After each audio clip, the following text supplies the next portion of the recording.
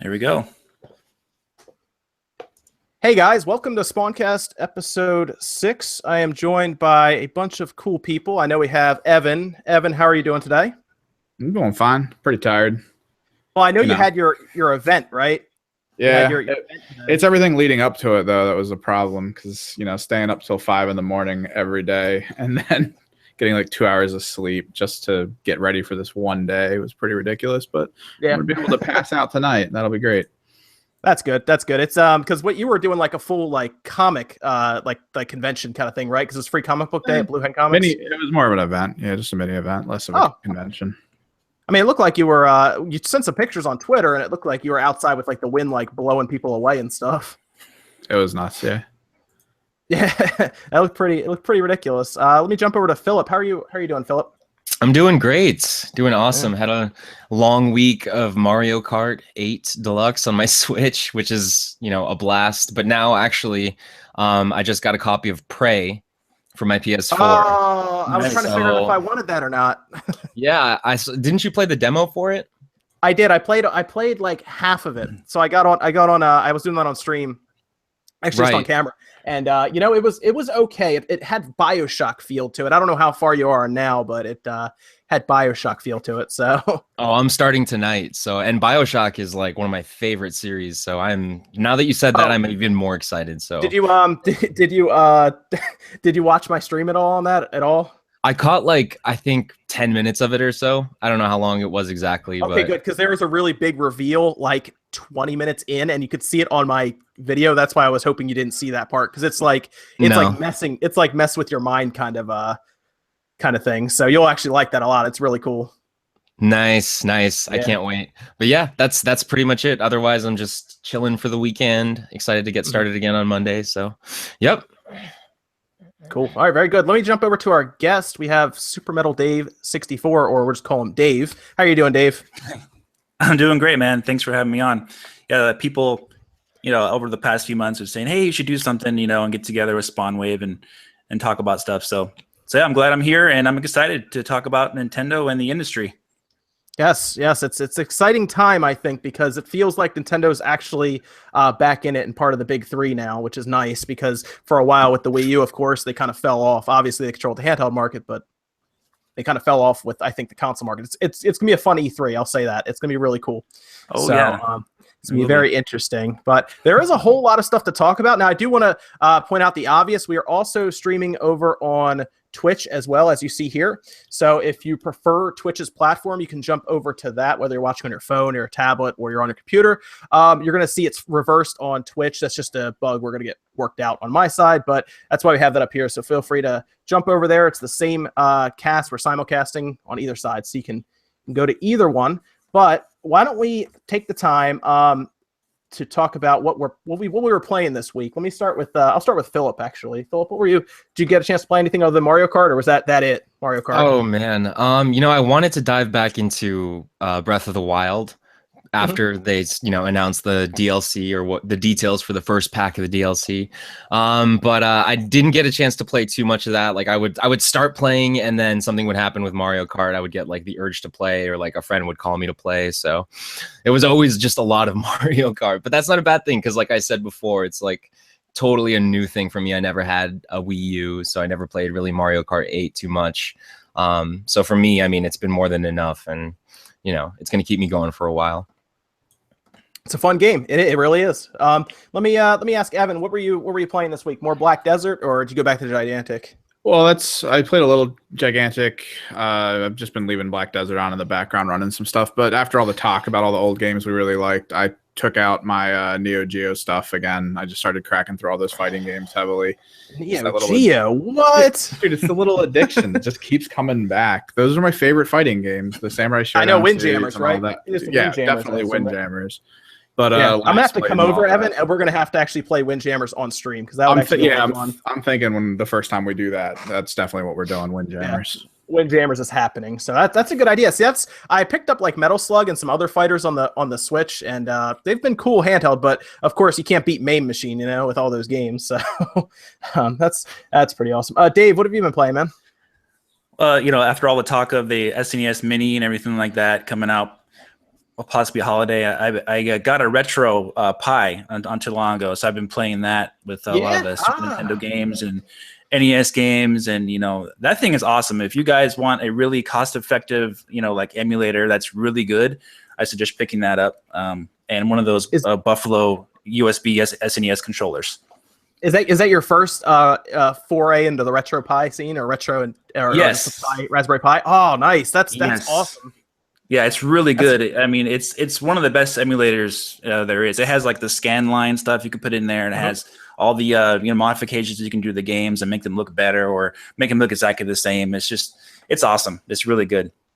And the Raspberry Pi device itself is really cool. There's a lot of stuff you can do with it. People actually get like swarms of them in like quantities of like 40 or 50, and then use them to all work together through Ethernet cables to do like heavy computations and stuff. It's really neat. People build like rendering boxes for videos out of it.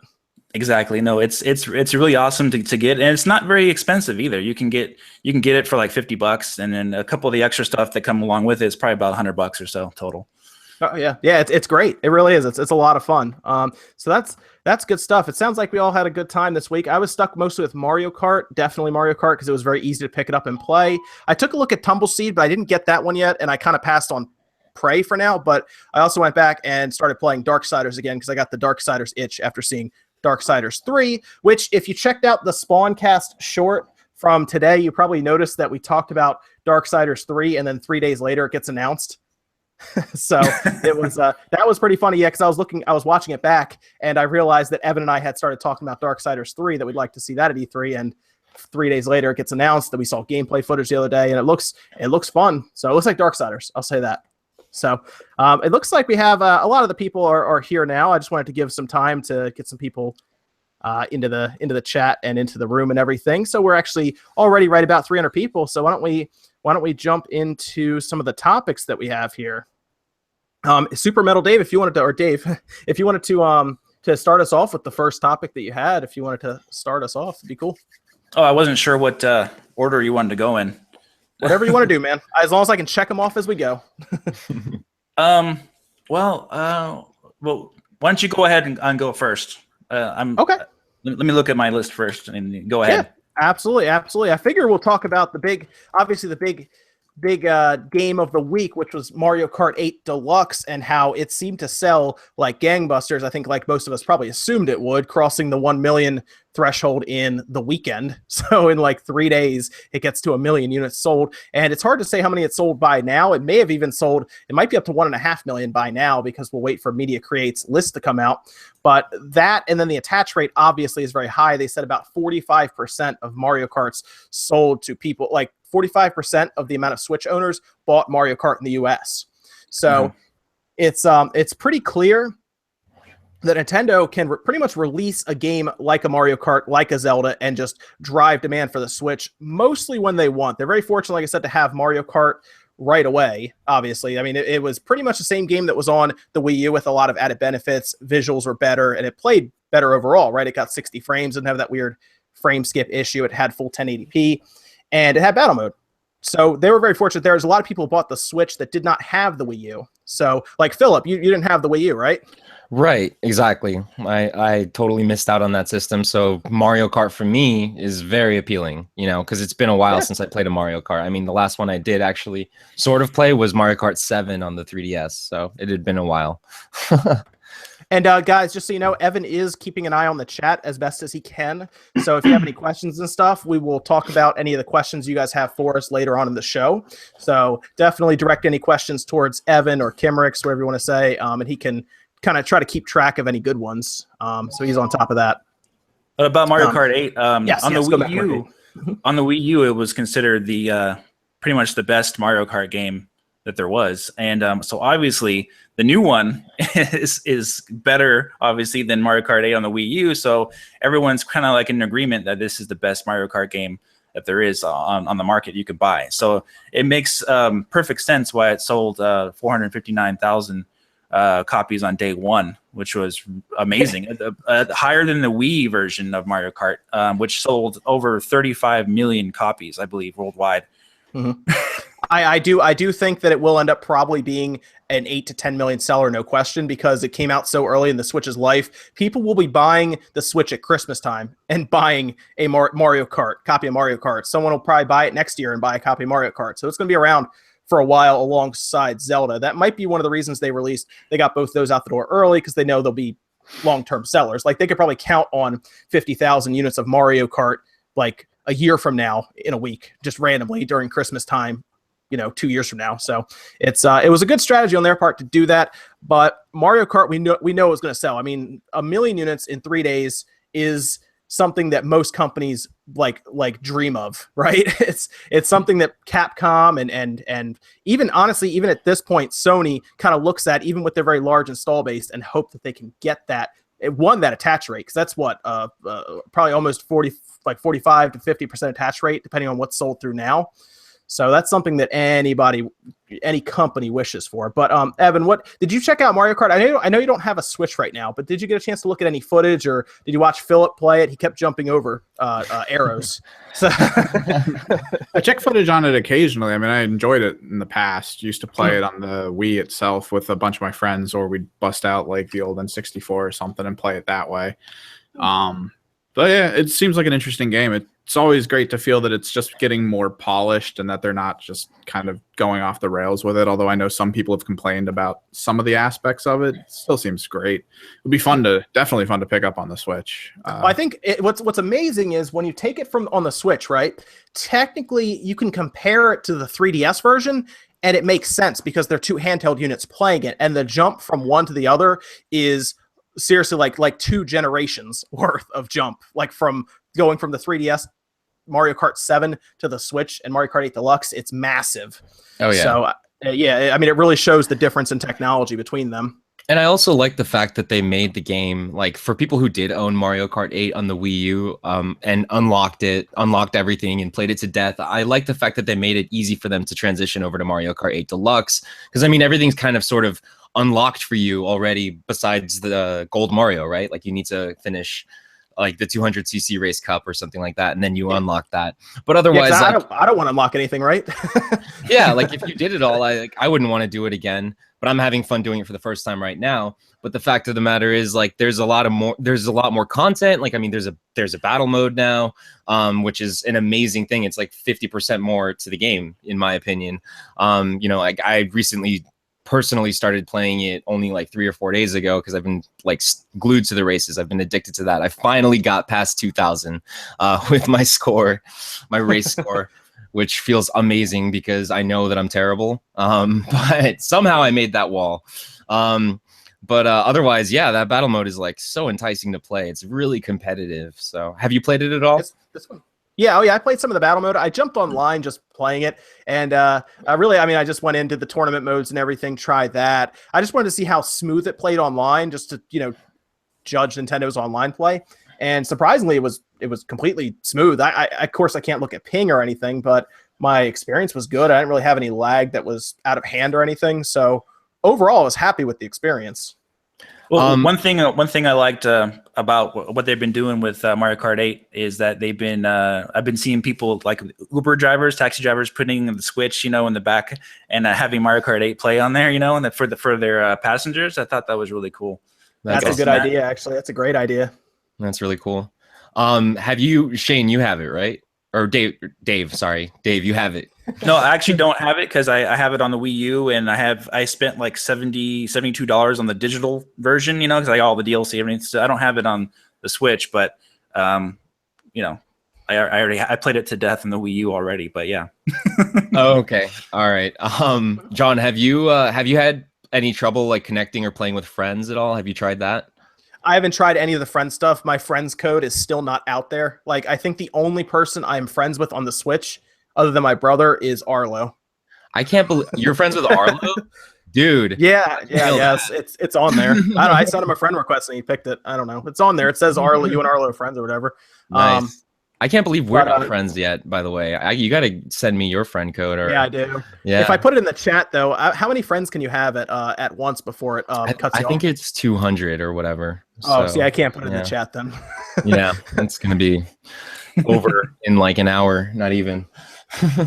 That's the problem is if I put my friend code in like a video, or if I put it in a chat like right now, and 200 people manage to pick it up and friend me, or 300 people are saying 300 chat, 300. I would have to then delete people if I want to add like family members or like, in real life friends, and I feel bad about deleting somebody even if I don't know who they are. Yeah, I've had that problem. Like it was so hard because I had to delete people on my first profile. I actually had to make a second profile to add more people, which I started to play on as well. It's like my Japanese profile for the Japanese eShop. But I didn't do any Japanese eShop stuff yet. I might, but I don't know. I like having everything in like one account. I'm weird like that. That's smart. It's smart because it's all connected, and I hope that at least Nintendo has plans for future console carries and stuff like that. But yeah, I don't know. Like if it comes down to deleting people on my friends list, which I have had to do, it's like the people that have been inactive for I think over 2 weeks. I'll be like, all right, you guys for some reason are not playing or not connected or whatever. So Yeah. See you later. Sorry. Yeah. Well, what's really sense. cool about Mario Kart, like Nintendo did this with Mario Kart 7, you brought that up, is that they rebundled it later on, like a year later, and it was like it sold like another couple million copies on the 3DS, and the game just sells and sells and sells. So even though it got off to a huge start already, it's going to keep selling. It's one of those games that just doesn't stop selling. Yeah, it will. It's classic. It's timeless, right? People still play the Super Nintendo version now. Yeah, It's which timeless. still holds up. That was Shane's Well. favorite game, wasn't it? Was Super Mario Kart. So there you go. Yeah. Okay, so how about we jump over to the 2DS XL? Mostly because, Dave, you said you wanted to talk about the 2DS XL when you gave me some of your bullet points and stuff you wanted to discuss. Yeah. And I guess I'm curious to get your take on the 2DS. I never played the original 2DS itself. I have the 3DS XL, the new 3DS XL, and I think it's great. But man, this new 2DS XL looks really, really good. And I don't even play my 3DS that much anymore. But for some reason, I want to get this just because it looks really cool. It has like that Tron like look about it with the buttons and the D-pad and everything, and the blue and black. I think it looks really cool. And just the 3D itself, I never really use anyway. And definitely. No, I never do. Yeah. The price is right also. So I don't know. I'm not decided really if I'm going to pick it up or not, but it just looks really good. And as far as I thought it was kind of interesting that, it's been a topic when Nintendo, releases the Switch, and then a month or two later, they announce a new piece of hardware, and people were like, "Oh, what are you doing? Why aren't you focusing on the Switch?" But in my opinion, I think it's a smart move because they already have so many 3DS systems sold, and they want to keep that momentum going because they did announce in their financials that they did sell more 3DS systems in their fiscal year 2017 than they did the previous year. Obviously, that was due to Pokemon Go and Pokemon Sun and Moon, but they did sell more physically. So it makes sense for them to continue to support it and to keep driving more sales. And then with Dragon Quest 11 coming out in July, it makes a good reason for them to actually have another system they can bundle with that game. Oh, sure. Absolutely. I mean, the one thing you can do is you can always create hype around a company by re-releasing systems. So like when the Xbox 360 Slim came out, like this is a while ago, I remember I rushed and I traded in my old 360 and paid like $100 more for the new one. And then I buy more games because I have this new toy. It's all about like, new toys and getting excited for the company again. I still think that's why that NES Classic was there, because they wanted to make people excited about Nintendo again by reminding them of what they used to play, when they were kids. So I think it still makes sense to release 2DS XL. They're targeting a younger fan base with a $150 item that does not have 3D. And realistically, if you give a kid a $300 Switch, you're gonna be a little, you're gonna be a little cautious about it. Whereas a 2DS XL that closes $150, sure, here you go. Yeah, exactly. No, I think it's a great idea for them to continue to push that. And then obviously they'll phase it out probably next year and go from there. There's some interesting stuff. I heard from a couple different places online that the Fire Emblem that's coming out is going to be in 2 weeks, is going to be the last Fire Emblem they put on the 3DS. So they might be moving away from the 3DS completely. You might be right.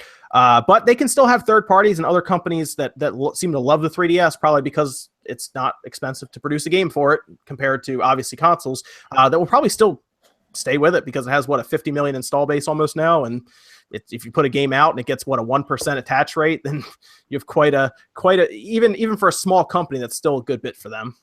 So that's you said what had a 50 million install base? The 3DS like family.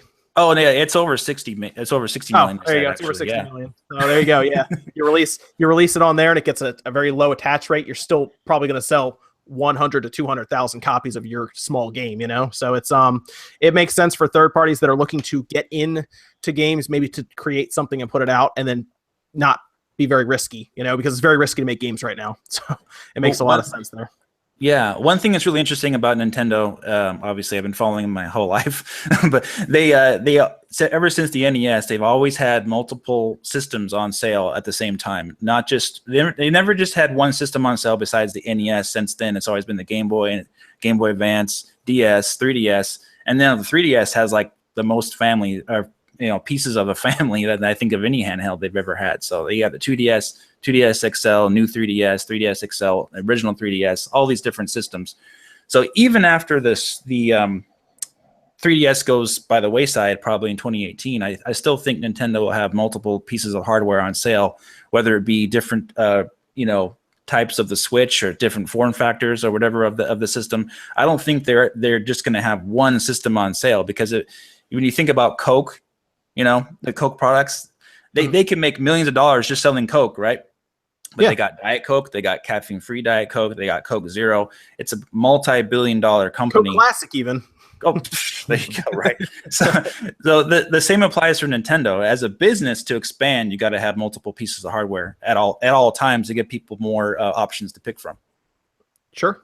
Okay. Well, we talked about this a bit last SpawnCast, so we'll kind of I guess jump from there over to something else. There was we had the Darksiders 3 reveal, and it looked good overall. I think it looked pretty fun. Some people probably don't like the game overall. Other people do. It's just the way it goes with opinions. I like the way it looks. They had gameplay from IGN because IGN had their first look. And the thing that really caught me off guard, and I was a little confused by this, is it's running Unreal Engine 4 along with something like Tekken 7, for example, but we still don't hear anything about any Switch versions yet. And this, I guess, I guess this will go into our third-party discussion right away on the Switch, because a lot of stuff is pointing at third-party support for the Switch, and we're still waiting for it, right? We're still waiting on some kind of big third-party announcement. We had, I guess you could count, Puyo Puyo Tetris as a third-party support. While it's not like a big blockbuster game, it's still there.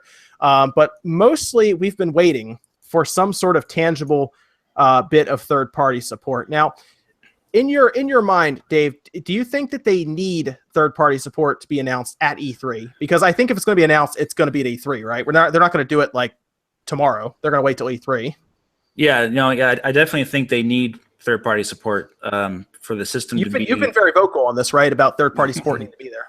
Yeah, I have. And the reason why is because of the Activision, Blizzard, EA.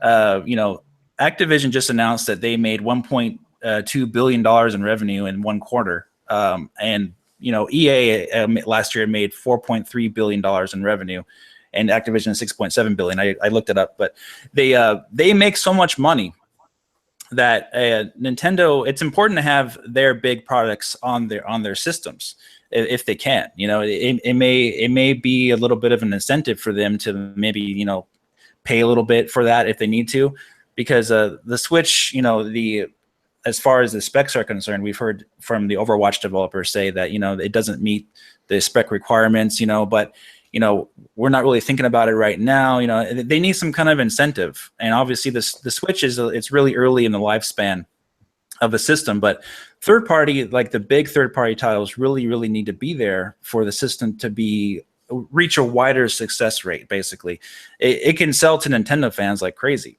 but how far is that going to reach? We don't know for sure, really. So it's something that they really need, for like Call of Duty or the next Battlefront, or things like that. Games that sell really big are really important for the system's success overall, because the success of Nintendo, they can make a lot of money on their own, but the overall success of their products can really be bolstered by third party. And we know that they want third party, because they themselves have hyped it, saying that we got third party on board when the system was first announced. But you know, we haven't been hearing way too much from that since then. You know, we've heard a lot of indie developers announce support, but as far as the big third parties, we haven't seen too much. So they really need something at E3, and you know, and we'll get to that. Sure. Philip, what's your take on third-party support? Do you think Nintendo needs it, and do you think they need it at E3? Like, so that would be like what, a month and a half from now, third-party support needs to show up. Is it? What are your thoughts on that? You know, I think I think if the Wii U kind of is any evidence of sort of Nintendo's need of third-party support, I think we can just take a look at that right there, because that's really what that console, I feel like, needed the most in order for that drive to sort of come to it. And it didn't obviously work out for the Wii U. So I think that in order for the Switch to succeed right now, we're all having a lot of fun playing Breath of the Wild and Mario Kart and the indie games that are coming out in between releases like ARMS and Splatoon 2. However, I do think that in order, like almost exactly like what Dave said, in order for the console to sort of spread even more and to maintain relevancy within the rest of the market amongst other competitors like Sony and Microsoft, they're going to need that third-party support. Otherwise, you know, their own first parties can only take them so far. Like, how many different versions of a Mario game can we see? And you know what I mean? And we're only sort of seeing releases like Splatoon 2 and ARMS every once in a while. Like, new IPs are awesome, and I'm excited to play ARMS when that comes out soon. However, we're not seeing as many new IPs from Nintendo for them to just sort of live in their own ecosystem and their own world. They're master game makers. They're some of the best, if not the best, in my own opinion. And I have all the systems. I support all of the companies. I'm a big Xbox and PlayStation fan, but Nintendo has always been, in my opinion, different and has always been capable of thinking outside the box. Whereas the other systems and the other companies have only followed sort of what the masses have expected. So Nintendo, therefore, has, in a way, pushed away third parties with their sort of crazy ideas of, like, what the heck is this? Who saw this coming, right? You know what I mean? Like, after we had beasts like, PS4 and Xbox coming into the market. So I don't know. I think that whether or not they like it, third parties need to come to the Switch. And I think they will. Absolutely. I think we're going to see stuff at E3. I think that we're going to see stuff mainly during their direct, but on other stages like Ubisoft stage and EA stage, maybe we'll hear some stuff or just see some stuff kind of quietly like announced with the Switch logo alongside PS4. So kind of like how they did with Siberia. Remember that, where they put that out and there was just a little Switch logo down there next to it? Exactly. So totally. That could happen. I mean, we could get to a point in 2 years where it's not a big deal if a third-party game goes to the Switch because it's almost expected. But I guess the real question is, now Nintendo seems to have third-party support in Japan, right? Like, Japanese companies are at least working on games for them with like Square, and then you have like Shin Megami coming over. And I guess it also comes down to, do they need Western support, or can they just live with Japanese third-party support? I think they can do pretty good with Japanese third-party support. Obviously, Square Enix, Capcom, Atlas, those companies like that. And they do really need some of those AAA Western third-party games because of the amount of money they make. If Nintendo, their business kind of shrunk a bit with the Wii U. So if they want to get back to expanding, they need to have some of those AAA games from the Western developers as well, because EA has so many different franchises. Activision Blizzard has so many different franchises, and none of them have been announced for the Switch. Besides, I think, what is it? The basketball game and Skyrim. Well, that's the other one, but they really haven't had much announced. FIFA, that's what it is. So yes, FIFA is important. FIFA is more important than people think. Yeah, it is. It really is. But they really need some of those franchises to bring in the revenue. As Nintendo fans, we could say, oh, they're fine. They don't have to have any third party support. I'm going to buy just for Nintendo. But what we don't realize is that Nintendo is shrinking. It has been shrinking over the years a little bit. They need to expand and get that third party support back so they can have that future of continued growth, basically. But do you think Nintendo necessarily needs the exact same game that's on, say, the PS4 or the Xbox One? Do you think it has to be parity across the board? Or can they get their own version of, say, Call of Duty, and maybe it's not the exact same one, and then live with the Japanese third parties as well, being, their original games? Do you think it has to be the exact, like, does it have to be World War II across the board, or could they get, like, I don't know, a version of Infinite Warfare, or like remember how Assassin's Creed Rogue came out on the PS3, but say Unity came out on the PS4 and the Xbox One? Do you think they need do you think they need Unity across the board as well, or can they get an Assassin's Creed Rogue type game, you know what I mean, and still be okay? Yeah, I would actually prefer that, to be honest. I would love to have it have its own exclusive game. Then you could really have something that's different from the other systems. That's the question, though. Will that happen? We don't know, right? Right. It kind of goes into the Nintendo business philosophy topic I was talking about in the list of topics. But Nintendo reminds me, and Sony too. This comparison, Nintendo reminds me of a law firm, and Sony is another law firm. Nintendo is known as the best lawyer in all of the world, right? And then, but in their law firm, they have a bunch of college graduates with them, and you could call those the indie developers. Sony, on the other hand, is known as a very good law firm, but they have some of the best lawyers with them, like 15 or 20 of them, right? And so who makes more revenue overall? Well, it's going to be the Sony firm, right? But everyone knows, though, that the best one is Nintendo. So that's kind of the situation. The elephant in the room is Nintendo is the best, right? The best developers make the best games, but where is the expansion? Where's the rest of it? If it's just Nintendo, are they going to keep shrinking, or are they going to keep expanding? So that's the question. So they do need that extra support.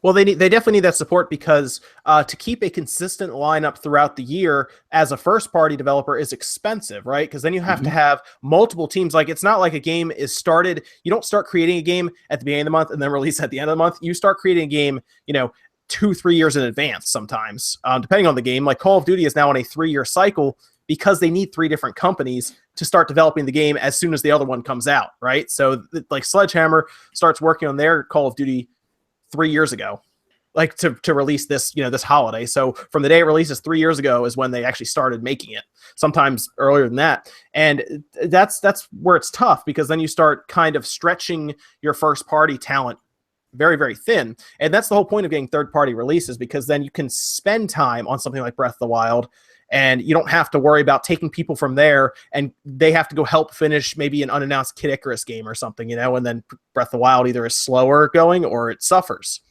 And that's I think that's the big outcry right now for third-party support, is that. Philip, do you think they need that parity across the board for third parties, or do you think they can kind of live on getting almost a different type of release in the same family? That's such a tricky question. I think it really sort of depends on that game, or what game we're talking about here. I think that if a Call of Duty comes out, I don't think that it can live as a separate Call of Duty, unless it comes out unless it's just a totally different thing. You know what I mean? Like, I know that isn't there a Call of Duty that's just like a free-to-play Call of Duty, or it's a multiplayer only Call of Duty that's on Steam? I think I know there's a Halo game over in Russia that's Halo 3 on the computer. Right. And that's so weird. that. Yeah. Like, there are those kind of weird games or whatever, but for something like the Switch, I think that Minecraft is kind of an interesting example, because I know that the console versions or whatever are different from the PC version, right? So yep.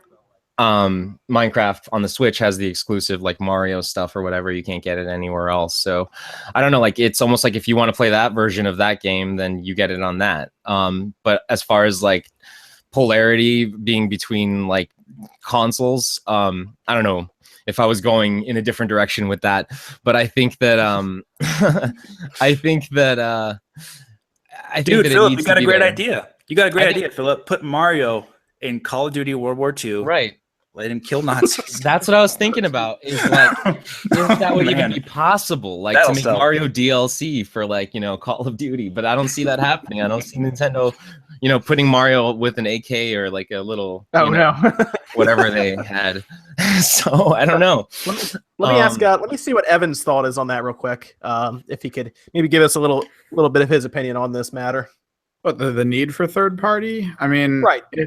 I feel like it's more of like a fine brushstroke. Like you don't need all of it, maybe hits here and there.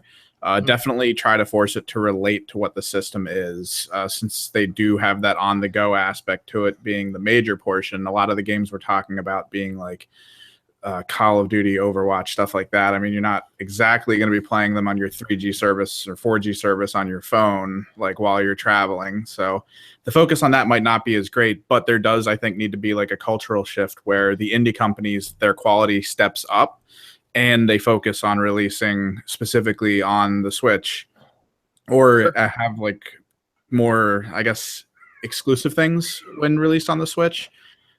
So, I mean, it might just need that little bit of a shift of like what people expect out of companies to accept more of like the little names over like, oh, you guys don't have a lot of Activision games or something, more than just being like, oh, you guys are getting this game that's kind of just popped up on everyone's radar and it seems amazing.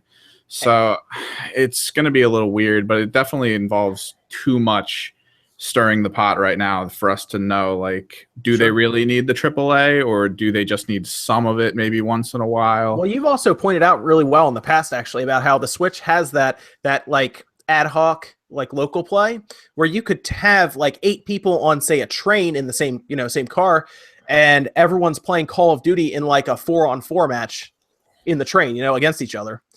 Or Rocket League even could do the same thing. And I think, but I feel like they would need to program for that specifically. And I mean, it seems a little off, but I mean, that feels like it would happen more with, let's say, like if Brawlhalla came to the Switch, like to ad hoc 3 other players in, so you could sort of do the mini Smash Brothers style fighting with new characters. Although since it is heavily like Smash, they probably won't even touch that. But yeah, probably. Yeah. Yeah, I feel like it would be very specific, very interesting games. Like imagine for us, you and me at least, with like if you were just on a train and then someone popped up on a message like, you want to play Windjammers? And you're like, yes, I would from now. I would like to play Windjammers, yes. And you just ad hoc a Windjammers game local on someone else who's got that near you. That I feel like that might be a little more important for them. For like the quick and easy games to be accessible and to somehow integrate it into the overall system itself. So it's almost streamlined. Like you could be in the middle of Breath of the Wild and you'd see the little pop-up just to be like, want a quick game of such and such. And you're like, yeah, sure, why not? And it'd just be so much more interesting. That's something that they should take advantage of. You're right, because it'll have people buying multiple cartridges, obviously, to play together. So even if you're the same house and you maybe instead of sharing that cartridge back and forth, if 2 people have a Switch in the house, maybe each person buys a cartridge, and I think it's a little better that way rather than, I guess, trying to, because I know Halo got beaten down real bad recently for Halo 5 and stuff for not having all the split screen ability that it had. They made you buy multiple copies, but people won't complain as much if everybody who has a Switch in the same house has their own screen playing. I think it's just easier because they don't have to set up 8 TVs, I mean, you should have seen the madness that was Halo back in the day on the original Xbox with cables and routers and stuff everywhere. Back then, it was tube TVs. So it was madness setting all that up. And I think if Nintendo could tap into that, it makes a lot of sense, right? If if I come over and I have my Switch, instead of me trying to haul my 50-inch TV over there or something, I just bring my Switch and you can play on your TV, and then maybe I ad hoc in with my handheld. So yeah, I mean, we're using ad hoc wrongly in this sense, but like something along those lines. Yeah, I mean, like we connect wirelessly together, we play, and it's fun. So that's that's my thoughts on that. I think, it's tough because it comes down to the appeal of the system also. The system is interesting because it's convenient, it's different. And at that point, if the install base is there, I feel like the third parties will feel obligated to come over because there is a way to make money. If there is 12 million people who are a customer base of the Switch by the end of this fiscal year, they're probably going to make games for it, no question. Maybe by the end of next year, we're at 20 something million. Then it's like, well, we can't ignore this. There's units out there. There's people to sell to. Right. So, I mean, if you look at the numbers, with how it's selling in Japan, and how it's like selling like madness, the Switch. But I don't see why third parties wouldn't eventually, if the growth rate is that large, eventually start developing Assassin's Creed, like a Switch specific version for it. Maybe not something completely different, but something that remains within sort of like along the lines of that familiar gameplay that we're used to with Assassin's Creed. However, it doesn't have that exact multiplayer that the PS4 or the Xbox version might have. Like, let's say it has something, just a fewer or like a few less modes in it, or the shaders are turned down, the shadows aren't as great, you know what I mean? Like the graphics aren't maybe as nice, but the Switch can run and open. We've seen beautiful open world games obviously running on the Switch, so we know that it's capable. So if Ubisoft is enticed to make that game come to the Switch, I'm sure that they will. And we know that they have a pretty good relationship with Nintendo already, right? So. Mm-hmm. Oh yeah, they do. Third party doesn't. There is no anti-Nintendo third party bias against them. It's they only care about one thing, and that is just making money. So if they can see an opportunity to make money on the Switch, and if the cost of development of the game, is less, than how much they project to sell for a particular Switch version, then yes, they will support the Switch in releasing some kind of port. But right now, we're not seeing much because, quite possibly the cost of developing a game like that for the Switch might be too much at this time in order to, release it and actually make a profit from it. 'Cause all they care about is making money. They don't care about, oh, we hate Nintendo. No, they don't. They're not thinking about that. They just want to make money. Yep. Right. People make friends again really fast when millions of dollars get thrown into the mix, Yeah. Very true. Yeah. Money solves a lot of issues. We'll say that. Exactly. I think the only company that has a little bit of angst against Nintendo, like personally, but is Square Enix because of what happened with Nintendo 64. There was that interview with one of the directors of Final Fantasy VII, and basically they were told never to come back to Nintendo again if they went to Sony. So, so there may be some personal stuff going on there, but as far as them supporting Nintendo, they are, because they see a place to make money on it. Yeah, I mean, they're making one of my most anticipated games of the year so far in Project Octopath. So that game looks really cool.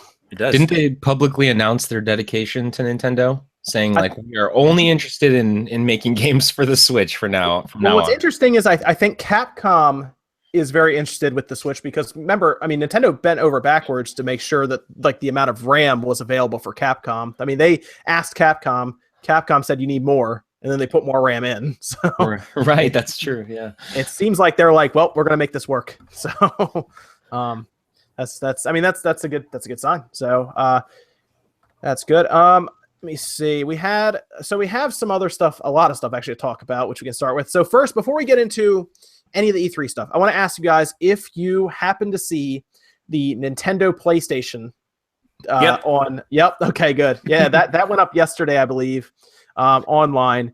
Is very impressive. It's a very, very cool piece of technology, first of all. If you have not seen this, go do some research and look this up. There's a whole Reddit thread that got out of control. And of course, Ben Heck, who is pretty much a legend when it comes to working on stuff or creating things. He's probably one of the best on video engineers I've ever seen, mostly because he has no problem. Most engineers, I'm gonna tell you now, guys, aren't the most camera friendly. They're pretty camera shy. Ben actually is pretty good with the camera. He fixes stuff. He builds things. He's very good with everything. And he takes this device that is, Philip, did you watch any of this? I didn't see the most recent video, but I know of the Nintendo PlayStation. Yeah, you understand the backstory where this guy was on Reddit. Right. People are talking about the subject of how Nintendo and Sony came together, collaborated on a system, and the idea was it was going to be a separate CD attachment for the Super Nintendo, and then they were going to build a prototype and then eventually something to bring to market that is like a combo system, much like the CDX release for the Sega. They were going to have like that. And then, of course, something you could buy that attaches to the bottom of your Super Nintendo. At least that was the story. People are talking about it. A guy just shows up on Reddit and says, "Oh, I have that. That's upstairs. My dad has it." And of course, it's on Reddit, right? It's on the internet. People are like, no, you don't. What are you talking about? And he's like, "Oh, I'll go get a picture of it." 3 days later, he posts on Reddit and is like, "Hey, I took the picture of my dad's Super CD system." And there it is. And people are freaking out, right? And it doesn't work. He takes it to Ben Heck. But Ben Heck has finally fixed it after 4 visits to the system. They finally dropped it off for a month. It works. It boots the CDs. The cartridge works. And it is a fully functioning Nintendo PlayStation right now, which is an insane piece of history. They can pretty much name their price on this system and they will get it. Basically, a blank check will be written to them if they want it.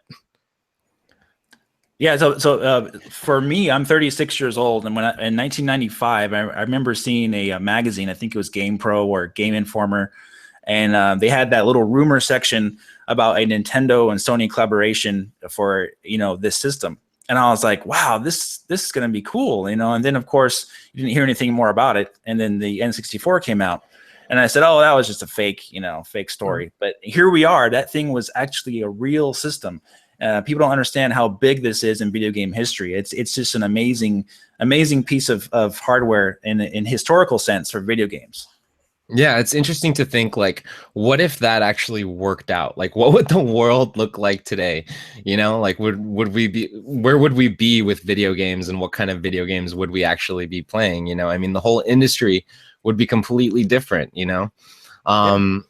because of the way that Nintendo has sort of evolved. I feel like, so has Sony separately shaped the market, and you know what I mean? And I feel like Microsoft sort of only really exists because those two exist. You know what I mean? So I don't know. It's very, very, very interesting, and I think that it's so cool that they got that thing to work. I can't believe it. I'm gonna watch the video as soon as this podcast's over. It's really cool. Yeah, he had to replace a lot of stuff to get it working, but there's only 2 games in existence for it right now that people actually made for an emulator that someone created. So it didn't work 100% right away. The person fixed it though, and you can burn I think it's 2 games you can play on there. One looks almost like a little puzzle game. The other one's like a full beat 'em up with Parappa the Rapper and stuff in it. But it's really cool. And if you go online, you can look up something called an MSU1, which is the CD add-on that programmers developed for the ZSNES or SNES 9X, and it gives the Super Nintendo the ability to read full MP3 quality tracks. So people are remastering music for Chrono Trigger and Secret of Mana and Zelda, and it's really cool if you go online and look that up. I think they have that on RetroPie also available. Yes, yep, you can do that on there too. And it's interesting though, there were some FMV only games, and it ends up working on the MSU1, and the Super Nintendo runs it actually better than what the Genesis runs it, which is really cool. But overall, like Secret of Mana, there was this big rumor going around that Secret of Mana was originally developed for this Super CD system, and that they ended up backtracking on it and had to basically redevelop it for just a cartridge.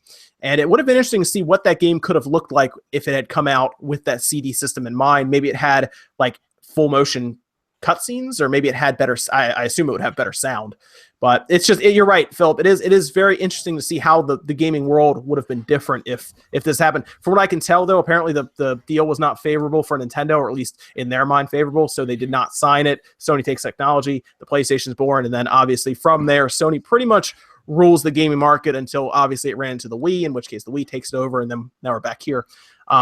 Evan, did you get a chance to look at the Super PlayStation or Super Nintendo PlayStation?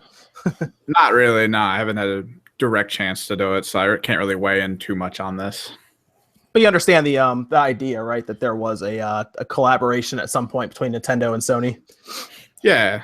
I mean, we talked about it occasionally at the store for just, I guess, the history of it, but I didn't really know that they had something physically. I wasn't really paying attention to that.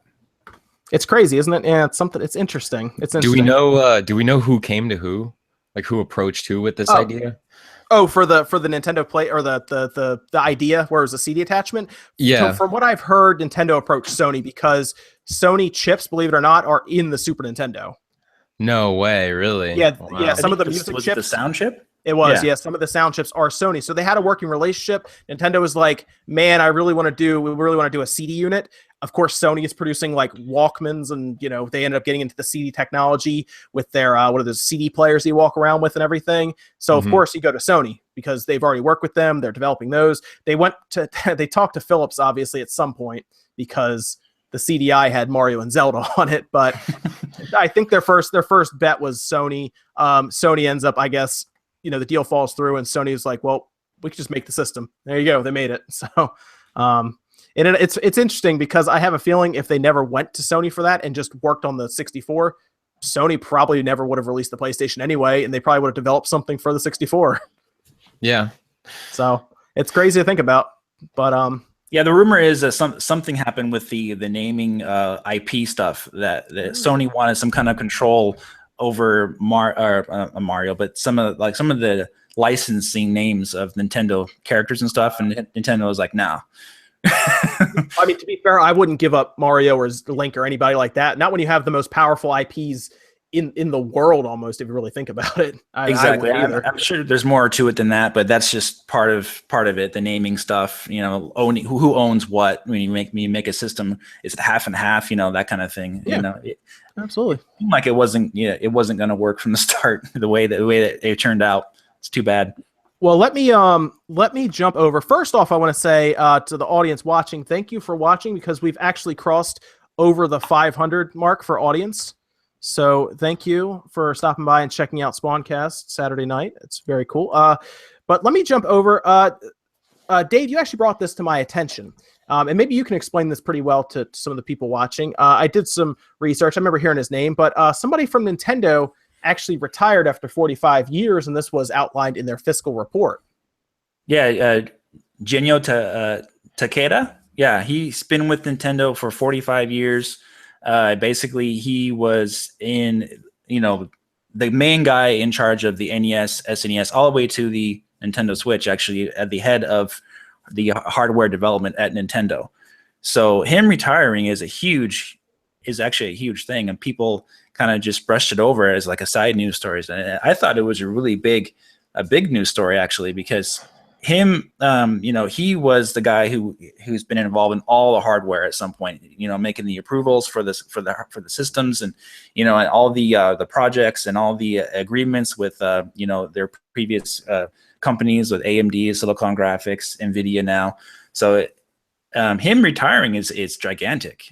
He's a huge bigwig at Nintendo. He's been overseeing consoles forever, right? I mean, he's usually the one that looks at a console and collaborates, and is really like one of the big, I guess, what would you call him? Somebody who does like quality control with some of the systems and double checks everything. I mean, it said, from what I could tell, that he was the big person behind the battery backup system that we knew with NES. He helped create, well, at least work on the idea of the analog stick, which was massive when it came out for the 64.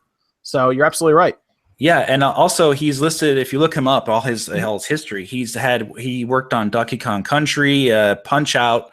He actually works on some of the games as well, and he's also listed as one of the executive, I guess, consultants, or directly to Kimishima himself, and his buddy to talk to on the side. So he's a really huge guy at Nintendo. And him retiring is pretty big. I just figured we should, just at least acknowledge that. Well, I will say, even if after 45 years, I have a feeling he won't. Like, he'll step away, obviously. I have a feeling in the back of his mind, like, people from the place will call him occasionally and be like, what do you think of this idea? How's retirement? But what do you think about this? I have a feeling he'll still be like, talked to in passing, but he won't be like in the office, like, hunched over a desk, grueling over which I guess version of the system looks better and everything. Yeah, and you're exactly right. That's exactly what he's doing. He's going into some kind of consultant executive role, but he's not going to be actually involved in what he was doing before. So he is retiring, but he's not going to be. So he's still going to be there to talk to, basically, just like what you said. I mean, it takes up that much of your life. It's tough, So yeah, I don't blame him.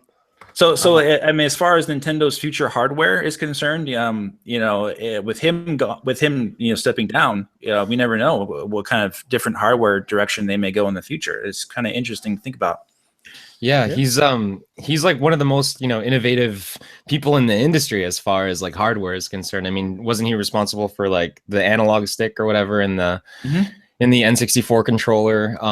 So I mean, like that alone, like he basically figured out how to move, or was one of the people that figured out how to move around in a 3D environment with a controller. And I think that is historically, great. You know what I mean? I think that should go down in history. So like the fact that, but I also think it's quite interesting that, we're seeing another sort of old dog from Nintendo's corporate level leaving. And I think that this is really another sign of a new Nintendo. Like, we're having new people coming into the company, fresh minds, fresh ideas. And these are the people who grew up playing the old Nintendo games, the original games, the ones that we all did. So, in a way, like, this could be a really great thing. Like, obviously he's still there as somebody who they can go to as like an informant or whatever, somebody who they can grab his beautiful ideas from. But at the same time, we also have these new minds in Nintendo that are working to make this thing, even better and more interesting. And that's the last time I'll flash it, I swear. But but still, I just think that it's sad, but at the same time, it's also interesting and sort of it's not a sad ending. It's kind of a happy looking forward to the future, I guess. It's kind of interesting how Miyamoto would have these ideas, right? We all heard about. It's like, I have this idea, and how can we make this into a game? Well, guess what? The hardware doesn't exist, so we need to have somebody develop the hardware so I can make my game work. So that's really cool how they've been working as a team for all these years, over 30 years. Miyamoto, of course, has been with the company. So actually, no, it's been 35 years over that. But yeah, he would have an idea basically and say, I really want to make this happen. And then Takeda would say, okay, well, we got to come up with a hardware for you to play this game. So their software was reliant on, what they wanted to develop to make the hardware happen as well. So it's kind of like connected to each other. That's why you don't see Nintendo as a third party, because they make games and they want to make the hardware to suit their games. And they don't just want to do, to what other companies do, basically. That's what makes Nintendo. That's the whole point. Yeah, don't be the same, be different. That's the whole point, and it makes a lot of sense. Evan, what are your thoughts on that? N64 joystick, battery backup, innovator, all that stuff. I mean, history like that is just fantastic, and that's really where Nintendo tends to be, where all that type of stuff comes from. It'll be interesting. Hang on. It'll be interesting to see what I guess where it goes from here. Who takes over at that point? Is it someone who's younger, or is it somebody who's been maybe with him, like mentoring, or he's been mentoring somebody to kind of take over, so they at least have an idea of where to go with the company at that point, or at least the ideas that are there. Mm-hmm. So I think that's pretty important as well.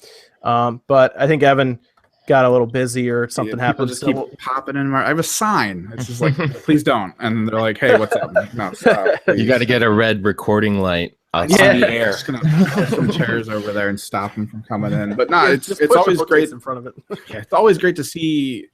It's always great to remember those names, and it's going to be interesting to see who, I guess, takes his place. How well they've been sort of, I guess, almost led to take that seat, what they've learned over time, because that tends to be how it is in most, I guess, the politics of companies. So we'll see if it even feels too different. Sure. Really, we won't maybe notice much for the first couple of years, because he's probably going to have to fill the role rather than become his own. And I mean, it's going to be interesting, I think, after maybe 5 years, right? Just let the old ideas cycle through and let the new ones come in. Yeah, so where he can sit down in a room and say, I think this, and everyone in the room will go, okay, cool, rather than you really think that? And it'll be interesting. Anyone who comes on will need to have a team of support. It's not going to just be relying on one person. Yeah. Yeah, but you still need that voice, that person who's like, this is stupid, let's not do this. Yeah. I'm sure there were a lot. Usually, if you see an idea come to market, there was like 300 ideas that didn't. So imagine what's inside the walls of Nintendo that we never saw. Let's go from there. The big topic, I think, that is obviously going to kind of rule people's thoughts, YouTube, gaming sites, is E3, because it's a month and a half away. It's always the build up, then it's a straight shot of like 10 days, and then it's just a ton of like, I want to say like recovery period, I guess, because it is that much content happening all at once. But we have a lot of rumors going into E3, right? Around Nintendo, around Sony, pretty much around everybody at this point. And I guess we should start with Nintendo because the rumors for that are so high right now because the Switch is so new, and this is going to be their first shot at giving us original content on a new system, where they give us like any of the third parties we're talking about, but also first party games like this really weird Raving Rabbids Mario crossover. And did you guys see any of the stuff that apparently has been leaked? Like, we have not seen anything technically from any actual person who'd be developing this game, but have you seen any of the rumors being read off for this thing? Oh yeah. It's almost impossible to miss, right? Like, this is probably one of the worst kept secrets I've ever seen. Go ahead, Dave. It's a terrible secret, but yeah, they should just show the game right now. But obviously they got to wait. But yeah, I have as some others have already said as well. I have seen a little bit of the game myself, and but where did you see the game? Oh well, I can't say that, but I'm just exclusive. Interesting. Yeah. Okay, so you have seen the game. I've seen a little bit of it, and I've seen some of the assets basically that've been flowing around. Just a little bit. Interesting. Because I thought Kotaku was like protecting those assets. Well, some other people have seen the game too. I believe OJ has also seen some, and as well, it's going around. This game. What'd you say? Sorry. How have I not seen this game? Yeah, I don't know. I guess we're not cool. But anyway, like you said, it's one of the worst kept secrets there is right now. So that game's going to be at E3, or at least it's going to be shown. Most likely, most definitely, it's ridiculous. So you've seen art assets, or you've seen like it actually in motion. I haven't seen it in motion. No, I've seen some of the screens basically for some assets. So it's an actual screenshot of the game though. Yeah. I don't want to talk about it too much, but yeah, I've seen a little bit about that. Yeah. See, I'll tell you why they didn't tell me, because I would just say everything. So that's why people don't tell me anything. That's why people don't even give me review codes under embargo, because I say everything. The thing that's so weird about this game is that nobody asked for it, right? I mean, it's like, well, do we even want this game? Like, we don't know, right? Because it sounds really weird. I'm gonna be honest with you. I didn't know I'd ever want Mario RPG when it was coming out. It looks so weird, Why would I want this? There's a guy named Gino who shoots like balls out of his fingertip, Mm-hmm. That's good. Yeah. Who knows? But okay, so you're saying it does exist, though. All we hear are people telling us it exists. It does. It does exist. Okay. Because we'll say it's a rumor for now, but yeah, it pretty much does. And so, but yeah, it sounds like it could be fun, and it looks like it could be fun. It remains to be seen, though. We need to see more of it, obviously, or see it in general in the public. Well, we know it's interesting, right? Because we're supposed to control them indirectly with a disc, kind of is what we're being described. We don't actually control them straight up with like a joystick or D-pad. We kind of control the characters with indirectly. Mm-hmm. And that's weird. I just get such a Pikmin vibe from that. I don't know if I'm reading that correctly, but that's the vibe I got, and I don't know how I feel about that and how that could be RPG-ish. But we're talking about Nintendo here, so anything goes, right? Well, it sounds like, I guess, Ubisoft, RPG, right? Yeah. Well, yeah, but it's a Rabbids game in the Mario universe, so right. I could see really anything happening, right? Or is it a Mario game in the Rabbids universe, or is it just like 50-50? Do we know? Realistically it doesn't matter, because it's Nintendo, so they're going to control that as much as they can, because it's their right. $1 billion IP, which makes sense. See, I have this theory that this is some sort of a sweet deal that's happening right now. Like, it's almost like Ubisoft or Nintendo is letting this game happen, so that Ubisoft, like, it's a favor for a favor, so that Ubisoft could then do something else, you know what I mean, or get some sort of what's happening. You know what's happening? I bet you. I have a feeling. There's a strong prediction feeling here. I think Nintendo is doing this with them. Let them use Mario for this game, maybe to bring something like Assassin's Creed over. Yeah, like, exactly. But why they would need their help for that, I don't understand. Put Mario on the front of it, it's going to sell. Yeah, that's true, I guess. I don't know. As long as you can get Mario, Sonic, and the Olympic Games sold, I'm pretty sure, really well. And I've played that game, and it's okay, but it's not like $60 okay. Yeah. So, but did you have more to say that on that, Philip? I'm sorry, I kind of jumped in there with you. No. I agree. I didn't really have too much more to say on it. I think that Okay.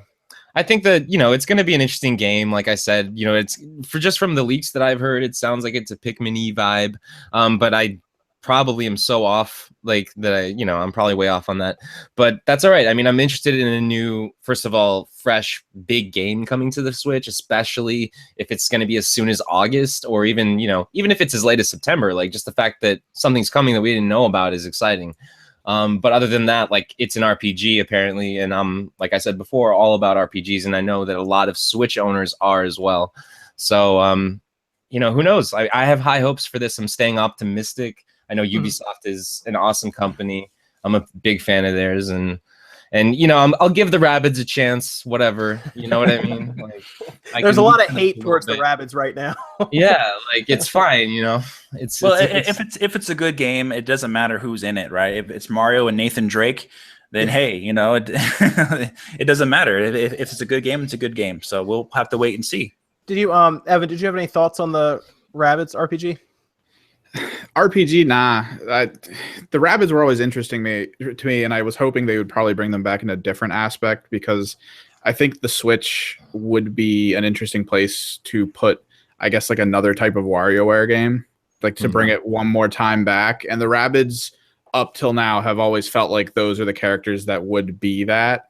But I mean, if it's going to be like a whole other RPG type thing, where they go with it could be cool, just because of what we've seen with how they did like the Paper Mario RPGs and stuff, just to try to change mechanics, inside story Bowser, just any of those little things.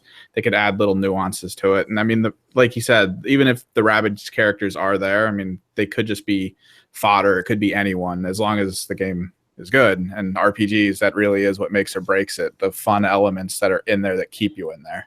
Right. Well, what we're led to believe is that there's 4 playable characters from Mario's universe. I think they said it was like Mario, Luigi, Yoshi, and Peach, I think. And then there's going to be 4 Rabbids that are just dressed up as them, that are going to be part of the story from what we're seeing. And the one thing I will give them is I count on Nintendo to give me unique and different experiences that I probably didn't know I wanted in the first place. Because if with my PS4 and my Xbox One, and even my PC at times, the same Call of Duty game, not the exact same, but the same Call of Duty game comes out every year. The same Madden comes out every year, right? The same sports game, insert year, comes out every year. And that's fine. People like that. But I do enjoy seeing a game that is so unique and out there that I want to play. And I didn't know, I wouldn't have been able to have thought it myself. So I appreciate the being creative behind it. And I appreciate the possibility of it could just be a fun game, So I'm looking forward to seeing how it plays, because it sounds so different. Right. Maybe it's not the Mario RPG we wanted or expected, but maybe it's the one we deserved. Maybe it's the one, maybe we want it. We don't know we want it until we actually sit down and play it. And then we're like, oh, this is actually good. So I'll walk in with an open mind just to see what this game is, despite maybe I don't like the Rabbids, maybe they're not my favorite character. I'll give them a chance because it's such a unique idea, and you're using Mario assets like Mario and Luigi and everyone with the Rabbids. So it could be interesting. I'll give them a chance on this one. Yes, of course. So let's go from there, guys, and let's talk about what I still think is a very poorly kept secret, but we have zero confirmation on this. I'm gonna say this again, 0. Pokemon Stars is supposedly on the way. This is really funny because we were supposed to get the announcement at the one of the announcement of the Switch, or just that first direct that really showed off the Switch. Everyone was pretty much going to that expecting to see Stars. That's around when Eurogamer, I think, broke that story. And they've continued to pretty much stand behind that. Like, I guess they have some sort of inside source at Nintendo telling them that Pokemon Stars is real. And the common sense factor tells us that it's probably real, because I don't think anyone's going to argue that if Pokemon Stars comes out on the Switch, you will not see those in stores. No matter how many Nintendo tries to put in stores, you will just never see them there, because it will sell out constantly. We saw that with Mario Kart 8 Deluxe. It sold out all the Switches in Japan, which ended up being about 75,000 Switches last week. I have to imagine that Pokemon Stars would sell out double that, no problem, in a week. Seems like a no-brainer. So it does. They really should announce it, right? If it is real. What's amazing is they can sell a 2DS XL, a Switch, and 3 copies of the game to one person doing this if it's all compatible. Mm-hmm. Like you can sell Pokemon Stars, Sun, Moon, a 2DS XL, and a Switch. Which what's that going to come to? Like $600? Like I guess it's insanity if you consider that. That is how strong though that Pokemon is. People, I'll say this at the end of time. I was in a podcast a long time ago when I first started on YouTube, and I I talked to them about Pokemon and how it is a very powerful brand, an IP. It's probably one of the strongest I've ever seen. And they didn't understand. They didn't know Pokemon was that strong. I'll tell you now, Pokemon is obscenely powerful in terms of intellectual property. Sony and Microsoft would bend over backwards to get Pokemon on their side. Oh, of course. But so for the 3DS, how long did it take for it to get its first Pokemon game? Was that X and Y, right? That was X and Y, yes. Mm-hmm. Was that 2013? That was remember. Was that 20? Because it was that Alpha, then Sapphire and Ruby went over, and now Sun and Moon. I think you might be right with 2013 because it's like 2 years between, right? Yeah. So the Switch just came out. So if you go by those standards, we may not see the next Pokemon on the Switch until late 2018 or maybe even early 2019. You never know. It's possible, but the rumor going around right now is that not even rumor. They found them. There's high definition assets in Pokemon Sun and Moon right now. Mm-hmm. And the thought is that they built those of all the Pokemon. Every one of them has high definition assets for 1080p. Everyone believes that they have made these to get ready for Pokemon Stars. Like Pokemon Stars was already in development, or at least thought of when those were being made. So they spent the extra development time to do that. And that would be something, right? If they show up at E3, or historically, I'm going to say this now, historically, Pokemon is announced before E3. So believe it or not, we could see a Direct in a week or two if Pokemon Stars is real with them announcing Pokemon Stars, which would steal the thunder from so many companies. Yeah, if that was announced, especially for the Switch, because I have this like fear that maybe we'll get Pokemon Stars, but maybe it'll just be on the 2DS XL or the 3DS. Oh gosh, I hope not. Oh no. Yeah, like that would be so but that would also be like a Nintendo thing to happen. It'd be like what? Why wouldn't they? You know what I mean? Like, why would they just stop the NES Mini when it's selling so quick? It's like, why do they do so many weird things? Mm-hmm. So I wouldn't really be surprised if something weird like that happened. Yeah, the year, you make a good point there, Philip. The year the 3DS came out, I believe they released their last Pokemon game on the DS. I just can't remember the name of it right now. But it was probably Black and White too, right? I think so. And I was like, what are they thinking? Put that on the 3DS. It'll sell, the system. But they were thinking about software sales, right? The DS was 150 million consoles sold, or whatever it was at the time. And so they were thinking, man, we can make all this money in the DS. So they put it on the DS, and obviously the Pokemon game came later on the 3DS. But sometimes Nintendo, they have something else on their mind, and just like what Philip said, who knows what they'll do with that. That will sound really dumb to us, but maybe to them it's really smart. Who knows? Well, I think the idea is it's going to be a third release. Like you always get that weird middle game, like an Emerald, or a Platinum. I think that's the idea of Stars, because it works with obviously Sun and Moon Stars. That makes sense. And I would hope that they would do that after realizing that games need to be there and Pokemon will push Switches. I realistically, they could release 4 games next year, and if Pokemon Stars was one of them, the Switch would continue to sell out. Oh yeah, it's the craziest thing to think about, but that's just the way Pokemon is. People get it's crazy like Grand Theft Auto. It's just, it sells. It's an engine. It's a money printing machine. And Grand Theft Auto is obscene. Yeah, exactly. It really is. Yeah. Evan, what are your Pokemon thoughts there, man? I mean, it's Pokemon. If you and I know the beast. I mean, we've seen it from the other side of the sales counter. I mean, the only thing I'm wondering is what if they announce it and they announce a special edition Switch, like a special edition skin Switch with it. The first one, yeah. Yeah. How would you? How much are they going to go for on eBay? Probably about $1,000. Yeah, but would you be pissed about that, or would you actually be excited about getting a second Switch with a whole new skin? Because that's always been something that's bothered me.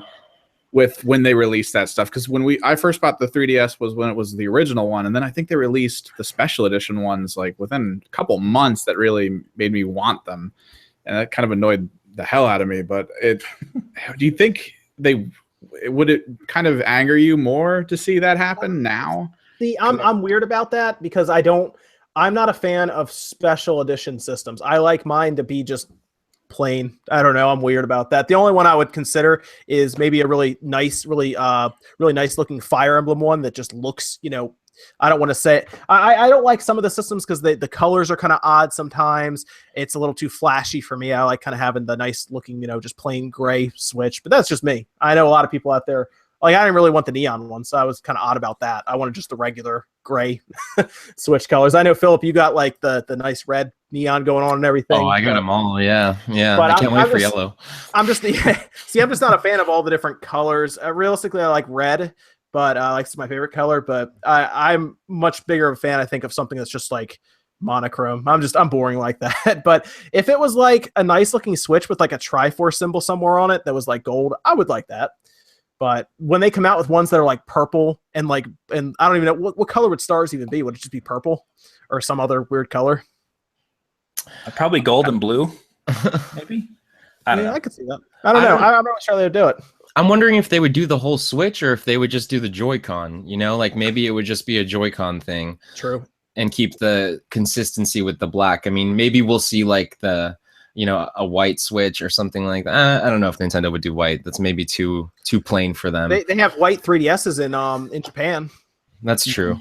That's true. Yeah. But I definitely think that we're going to hear a lot about Joy-Cons come E3. At least one or two special edition with games that are going to be announced or have already been announced. So it'd be neat to have different forms of the Joy-Con too. Not just all the same exact thing. Maybe a different shape. Yes. That'd be interesting. Thumbsticks with little Pokeballs on the top of them. There's so much potential. I mean, I don't know personally like what is compatible with the way you can slide those on, but I definitely could see so many different things, so many different inputs, Joy-Cons with, different sensitivities or like the analog triggers and stuff like that, So are we pretty much agreed that Pokemon Stars makes a lot of sense and we hope it's real? Yeah. If Nintendo's smart with their business on the Switch, then yeah, definitely. See, I would release Pokemon. I'm also weird because I like the older Pokemon. I play some of the newer ones, but not a lot. I think I would play Pokemon on the Switch a lot more. The thing that really sets me off about the 3DS and even the 2DS XL, I guess at this point, and it always will, is that top screen resolution. It's always bothered me, and it probably always will bother me. And the Switch version, if they can get it out at like a nice looking clean resolution and everything, even if it's 720p, it won't bother me. But the fact that the 3DS and I guess the 2DS, it's like what, 240p or something like 240. That. Mm-hmm. Like people on my YouTube videos complain when it's 360p. When you first upload and people get to the video and they're like, it's 360p. Those 3DS and 2DS screens are 240p. They were originally designed to be small. They weren't designed to be as large as what the 3DS XL is right now or the 2DS XL. And it gets the point across when you're playing a game. But I just feel like Pokemon, man, it just has never had its, I don't think it's ever been given the chance to be something that it can be on the Switch, where it looks really nice and it's on TV and on your TV screen, and it's a much bigger adventure. It frame rate's better because all the stuff I hear is that Pokemon Sun and Moon, as you get further into it, the frame rate, they had to turn 3D off because the frame rate just gets very bad sometimes. So I think they desperately want it on the Switch because it would just open it up, man. How amazing would that be if you fire up Pokemon on the Switch and it looks like a full blown, like, I don't want to say PS4 game, but like up there in visuals, and the frame rate is rock solid at even 30 frames, and it's just a fun experience. I would like that. I would like that a lot, actually. I mean, that's the game we've all been wanting, isn't it? Like for so long, that like full-on console 3D world Pokemon RPG. Like, I think the Switch is the perfect time to do it because they get the best of both worlds. They still have their handheld Pokemon, but now they get to transition over to the console world as well. And it's never really been a better time to do it. And the hardware can definitely handle something like that, So it would be very interesting to see something like that come to fruition. With that art style, it could look really good. Really, really good. And then I guess the other E3 rumor that is really getting thrown around right now is Smash Brothers. I mean, is that happening? I really don't know personally if it's happening, but it makes sense, right? To push more sales, and obviously, the more of these games you release for Nintendo, the more they're going to have to make sure that these systems are in stock, and make sure that people can buy them when they want them, and make sure they catch up with the demand, because Smash Brothers is a big series, and obviously it's not going to be a new game; it would be a port, but it's a huge seller for Nintendo. So if they get that out this year too, that's even more. That's even more sales. Yeah, I would think so. I mean, they're very fortunate to an extent that a lot of people didn't buy the Wii U. I don't want to say it's fortunate, obviously, but they can pretty much take these games that were on the Wii U that some people, obviously, the fans of Nintendo experience, but then you have mainstream people who are now buying the Switch. I have to imagine right now the Switch sales, I think, are 50-50. I think it's like half the Nintendo fans are buying them, and then half people who didn't have the Wii U are buying it now too. And if you can bring Smash Brothers to that audience who maybe hasn't played it since the Wii, that's a new game to them, right? So why not? Yeah, definitely. I really hope they get their their stock all in stores, catch it up with demand and everything, because in early April we did hear that some people were buying the Wii U and Zelda because they couldn't find the Switch in the stores. GameStop was saying that they were selling out of their used Wii U's. I don't know if you remember that story that came up a little bit. I did. I remember seeing that. Yeah, you're right. Yep. So I really hope they get all that ramped up even as fast as they can, because as soon as they announce all these games, they're going to have to make sure they keep up with the demand. Yeah, absolutely. Evan, would you get Smash Brothers on the Switch? Yeah, once we get our office Switch, that's definitely one. We don't have an office, but we're going to call it the office Switch. You should have plenty of money now, man. You've been donated a lot, huh? Yeah, we're getting there now. It's really funny. Now I'm trying to find one. Yeah, it's more finding it now at this point. Seriously, I've called Best Buys and they're like, I think we're getting some in. And then they, because I knew they were going to show up during Mario Kart, and they never called me. They said that I would have had to have lined up at 6 a.m. to get it. And I was like, 6 a.m. Oh man. Yeah, Wow. I was like, because apparently they had tickets. They were giving tickets out to people for the Switch. And I was like, because of course Mario Kart is like the day that they were giving out tickets. And I was like, I really don't want to wait outside at 6 a.m. for a Switch. As much as I wouldn't mind getting another one, I don't want to do that. So I'm waiting. I was actually even looking on Craigslist, because believe it or not, on Craigslist to get a Switch straight up, it's like $350, and it's like $50 is not the worst amount of, I guess scalp. That's not even scalping at that point. That's just their time. They wasted money then because they waited. They're giving up. Officially given up scalper, very desperate. Yeah, I've seen a Switch as low as $300 on eBay, but they don't include what it costs for the shipping. So who knows? Yeah. They get some money maybe.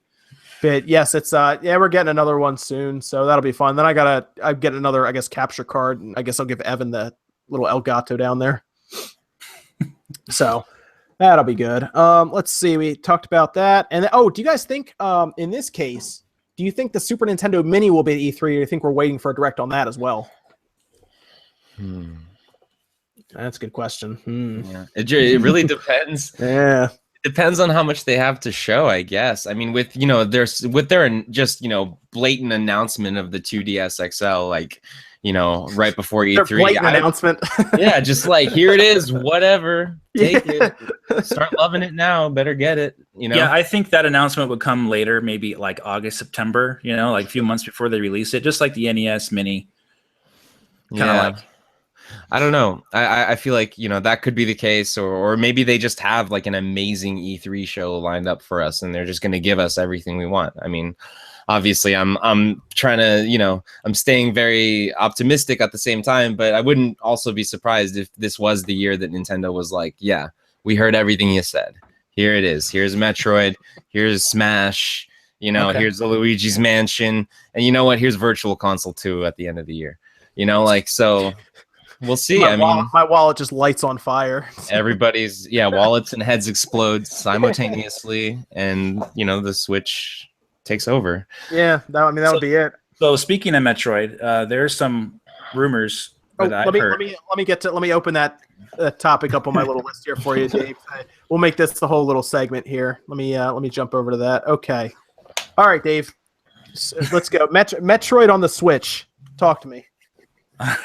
Yeah, I saw your tweet. You're like, Nintendo, please give us something. Yeah. Metroid Prime. Nintendo, if you're watching this stream, which you're probably not, Metroid Prime. No, but so basically, rumors have been going around since I believe last year or the year before that Retro Studios was making a Metroid Prime sequel, like Metroid Prime 4. That rumor has been going around for a while. And I have heard that as well, of Metroid Prime 4 from Retro Studios. However, there's also been rumors going around about another Metroid game in development that's not Retro Studios. And so this Metroid game, I'm hearing, will be shown at E3. And the studio who is being rumored to be in development for it is called Climax Studios. Climax Studios. Interesting. Okay. Yeah, what have they done? They did Silent Hill Shattered Memories on the Wii. Yeah. That was And actually they not also- a terrible game. Yeah. It was a that great fine. game. Yeah, that was fine. Great Yeah. game. And they also did Assassin's Creed, one of the Assassin's Creed ports. I think Chronicles. I forgot the name of it, but and they also announced this new space shooter for the Switch. Also, maybe someone in the chat will tell you what it was. I forgot the name of it already. Let me look it up. People are saying Climax Studios with exclamation points and question marks right now. So that must mean something. Something must be happening right now. It's like Climax Studios, huh? Yeah, they're doing Rift Star Raiders for the Nintendo Switch. They just announced it 3 days ago. Yeah, And- that's right. I saw that. Yeah, he put the Zelda the Hylian Shield mug next to it, didn't he? I believe yes. Yes. Wow, Yeah, that's interesting. So the rumor is that they are making of course, exclusive Metroid game for the Nintendo Switch, and they will be showing it at E3. Whoa, that's actually a really big deal. Is it any word on what type of Metroid game it is, or it's just Metroid right now? Well, if you look at what they've developed in the past, it's probably not going to be a 2D Metroid game. You thinking Prime? Oh, you'll have to wait and see. Well, it looks like the Assassin's Creed that they worked on was the Chronicles one. It was Russia, India, and China. That was like a 2D side scroller, right? So I guess it's not 3D, but it's maybe not like a Maybe like 2D. that 2.5D? Yeah, like a 2.5D exactly. Like what is that? Which game? Shadow Complex. Oh like God, that. Shadow Complex. Great yes. game, by the way. Yes, it was. Believe it or not, it was free a couple months ago online. You could go download it for free on your computer. Wow. Yeah, But I do have a pretty good idea of what this game is, but I'm not going to talk about it. Where do you keep getting these sources from? I need to find sources. Things happen. Is this a West Coast thing? Do I need to be on the West Coast, man? Yeah, this is a West Coast thing. Philip, you're on the West Coast, man. Get on it. I know, man. I got to be your inside man over here. Yeah, But you can tell me, and I'll damage my ties with all these people by saying There you that. go. That's fine. Just tell me Spread off the camera. However, this is not an exclusive rumor. Some other people have hinted at this online already, so I'm not the one breaking this. I just want to say that. If you do look closely on their Twitter page, Climax Studios, you'll see a couple of people may have already known about that a little bit already. But I'm saying I'm hearing the same thing myself, so you should look for that at E3 most likely. Oh, Nothing is guaranteed with Nintendo. Nothing is guaranteed with Nintendo. Just keep that in mind. But this is very likely to be shown at E3. Honestly, Metroid's a series that we've been waiting for a while. I'm sorry, Phil. Go ahead, Philip. Okay, I was gonna say honestly, I wouldn't mind. I mean, Climax Studios, their games history sounds like the perfect type of studio to attempt a Metroid game. I mean, they have a horror background with Silent Hill, so Metroid's always been sort of that eerie, or it's had an eerie horror-ish tone, I would say, to it. Not a complete horror game, but it still has that like vibe, darkness to it. And then the fact that those Chronicles games, I mean, I know that they reviewed generally okay for the most part, I think, like something between 6 and 7. So, I mean, they've had practice with that sort of environment, that sort of development before. And if Nintendo's giving them the reins to one of their most beloved franchises, I would imagine that these people have probably showed them something very impressive. So I'm very excited to hear what you just said. Thank you very much, David. You just Yeah, made I'm my night. excited too, man. That's awesome. That is awesome. I hope it's I just want Metroid Prime. I know some people don't like Metroid Prime. I like I Metroid love Prime it. a lot. Yeah, I'm a fan of it. So, but keep in mind the rumor still is there that Retro Studios is also working on a full blown Metroid game also. So that there's no word or not if that's going to be shown or anything like that. But they are also working on another brand new IP as well. So, Okay. however, like I said, it's more likely to see this other Metroid game. I don't want to say Metroid Prime, but Metroid game to be shown at E3 from Climax Studios, because this is what's going on. Basically, I'm ready for it. now. I'm ready for it. That's day one purchase straight up. Absolutely, especially if there's a special edition. Okay. Oh God, yeah. I'm a big Metroid fan. Also, I believe 2 weeks ago you had OJ on, and he talked about Call of Duty coming to the Switch, World War II, right? And he mentioned a rumor that he heard. So I want to do a little, I don't want to say back him up a little bit, add to it a little bit to what he said, but basically he was saying that Nintendo and Activision are talking, and they were trying to come to an agreement to get Call of Duty World War II on the Switch, right? Right. And that they were talking about, getting some side developer to do the port for them, right? Yes, okay. That's correct. So what I have heard is that the game is currently under consideration for the Nintendo Switch. So okay, so World War II is they're at least thinking about it. Well, yeah, more than that. But I mean, they're basically it's under consideration. What that means in developer terms is that they are basically like trying to see if the port would basically be viable on the Switch, like if it could run as good and all that kind of stuff. So it's under gain and such. Yeah. So it's under consideration. Oh. And that is the rumor that I have about that. So I wanted to add a little bit more insight to what OJ was saying. If it's under consideration now, would it possibly be ready to show at E3? I guess that's another question. Not unknown at this point. Unknown. Okay. Like I said, this information could be months old. That's the question. Yeah, maybe it is months old, Yeah. and it's ready to at least show somewhat at the event. Because then, man, that means more third-party games could be coming to the Switch. Then, if Call of Duty shows up, I can't imagine Madden wouldn't be there, right? Madden has to be there. Yeah, like I said, it's unknown at this point, but Nintendo really does want that series on their system. And even Reggie said himself years ago when they lost Call of Duty on the Wii U, in one of the interviews, they said, "Reggie, what game franchise from third party would you love to have back on your system?" And he says, "Call of Duty. I would love to have that back." So, okay. it's a $1 billion franchise. Overwatch just became a $1 billion franchise. These games are huge to have on your system. So Nintendo, they really do want, they would love to have Call of Duty. They would love to have all these games on their system. Obviously, it's up to the developer, their third parties, to see if they can do that, if it's going to be viable enough to make them money. Okay, that's good. That's good. Like I said, everything I'm saying here is 100% rumor. Don't take it as fact. Wait till E3. I do think Metroid has been so heavily hinted at right now. It would be a colossal disappointment if it was not at least shown in some way, even if it's not coming out this year.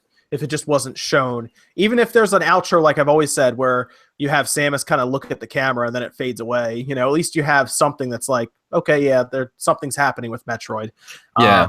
We need to know things are coming, because right now, it's great. We have ARMS, it's great. We have Splatoon 2, and we have Mario Odyssey. But I think we all need just a little bit more. You know what I mean? Especially because the third party support right now is still so unknown as to what's going to happen in between. I mean, sure, we have a kind of nice list of releases in between 2017, but we also kind of are curious to know what's going to happen afterwards. And I'm sure that library is going to start growing soon. So, I mean, if it hasn't already, and just those announcements haven't really been made yet. So it's awesome. Yeah. It's just like eating a hamburger, right? You have the hamburger patty is the main part of the hamburger. The third party support can be the rest of the hamburger that makes the thing taste good, right? So it all comes together. It's definitely needed. It's something that backs up your console sales. So let's jump from Nintendo, because we've been talking about them for a little while. Let's go to a company that I still think E3 is crucial for them, and that is Microsoft.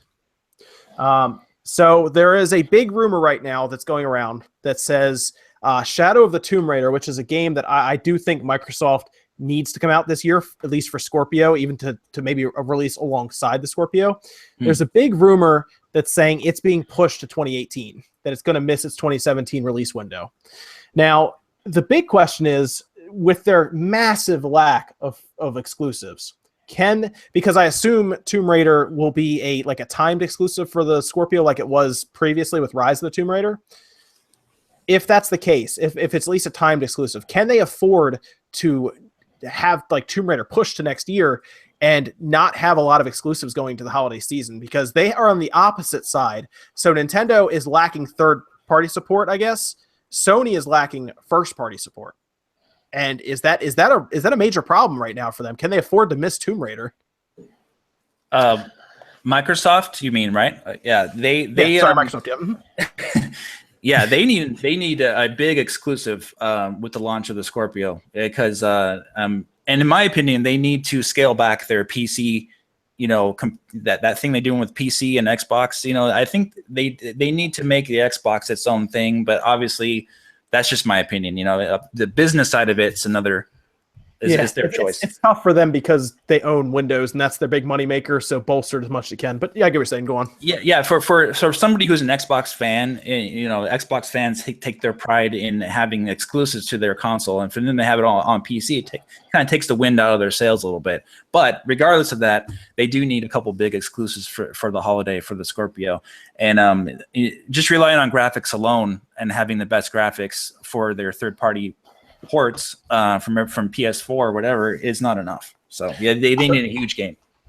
I want to say I'm a huge Xbox fan. I really am, and that was my main console to game on, because that's where all my friends gamed on. 360, right? Yeah, for the 360, yep. And Same also here. For the first I want to say. Actually, no. Just like recently for the Xbox One, I hopped back in to play Destiny with one of my best friends. But otherwise, it was always Xbox. So PS4 Pro came out midway through this console generation, and they released it alongside some really heavy hitter exclusives. Like we had Uncharted 4. It didn't come out day and day, but you could play games like Uncharted 4 pretty within the release of the PS4, right? Or Pro. There were certain games that just really made sense to come out alongside, like Horizon also. You know what I mean? Those are really strong exclusives. But the fact that Microsoft is now going to come out with this sort of midway generation system, but not have any real heavy hitting exclusives to push it with, is just, to me, it's a sign that it shouldn't have happened. You know what I mean? They should have just waited and done the next Xbox with Halo 6 and with, launch with another Halo game. Launch with Halo 6. You want to come back with a bang? Launch the next Xbox with the next Halo game, dude. That would ignite, them back way into the front of this console race that's happening. You know what I mean? So I don't know. I just think that it's a sign that maybe they jumped the gun, or maybe, they had a plan with Scalebound, on its way. Maybe that was going to be Scorpio's big, showing game or whatever. But obviously now they're out of ammo, it seems like. Yeah, they need more than just Forza. Yeah, Forza's not I like Forza, I do, but Forza's not going to make me go buy a $500 Xbox just to play it in 4K and decent frame rate. I have a PS4 Pro. I already dipped into that sort of side of things or whatever. Show me something. Give me a reason to go buy that new Xbox. Give me a game that I need to go and play, and that I can only play on your system. Because right now I'm really invested in other exclusives that I will never play on your system. Obviously Breath of the Wild or Horizon or something like that. Phil Spencer. Go ahead. I'm sorry. Oh no, you were actually about to say Phil Spencer. I was actually about to say him too. Go on. You're probably about to say what I'm about to say anyways. Go ahead. No, go ahead. I just wanted to say I think that he's a very smart CEO. I really he's a CEO. Right. He's head of Xbox. Yeah. He's a big guy over there. And he's got a great name, Phil. But I think he's a very smart guy, and I really like him a lot. And he's got some very innovative ideas that I think are going to help push the future of gaming. And I know that he said that he sees games like Overwatch and Destiny sort of as the future of like video games, because it's just too expensive for developers to just make a single player game and make maybe a DLC pack or 2 DLC packs and just release it. Like games now, in order for developers to have like some sort of worthy investment into it, they need to be able to pump content into it constantly, like in order to have some sort of return on that. Like that's why I think that Destiny 2, for instance, one of the problems that they had with that game was the lack of content. And one of the problems, or one of the things they promised essentially, was we're going to figure out how to fix that. And I think that in a way, like that'll be through being able to pay for things more frequently. Essentially, I think that is the future, and maybe Microsoft is relying now more so on third parties for that type of experience or whatever. Maybe they're going to provide some sort of exclusivity with other third parties. I know Destiny has Sony, but maybe there'll be other things. They need a lot more exclusive. They need like 3 big exclusives for the holiday season, I think, for them to have a big impact with the Scorpio. That's just my opinion. They really need some exclusives.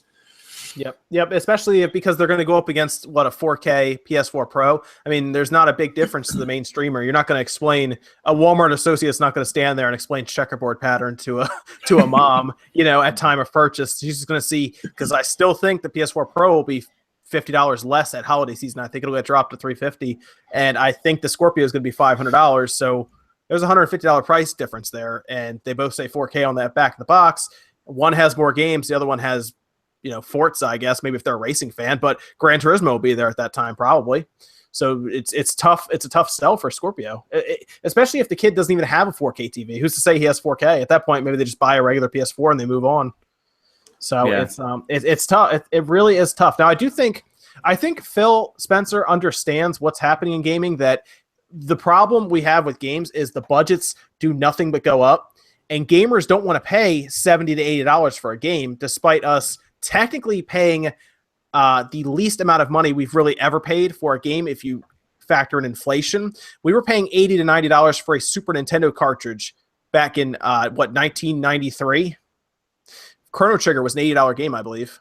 Yeah, games were way more expensive. Yeah, with inflation, that's like $120 or something now. Would you spend $120 if Final Fantasy 15 had come out, on Final Fantasy 15? Would you on a big RPG like that? Right. Probably not.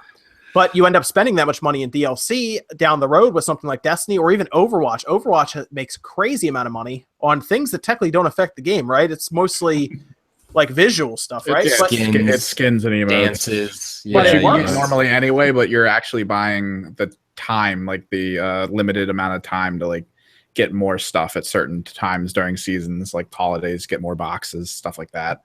Yeah, and I kind of feel bad for Phil Spencer, because I think he's caught right now. I think investors in Microsoft who've never understood the Xbox only see it as a problem believe it or not, investors at Microsoft see the Xbox as a problem for Microsoft right now.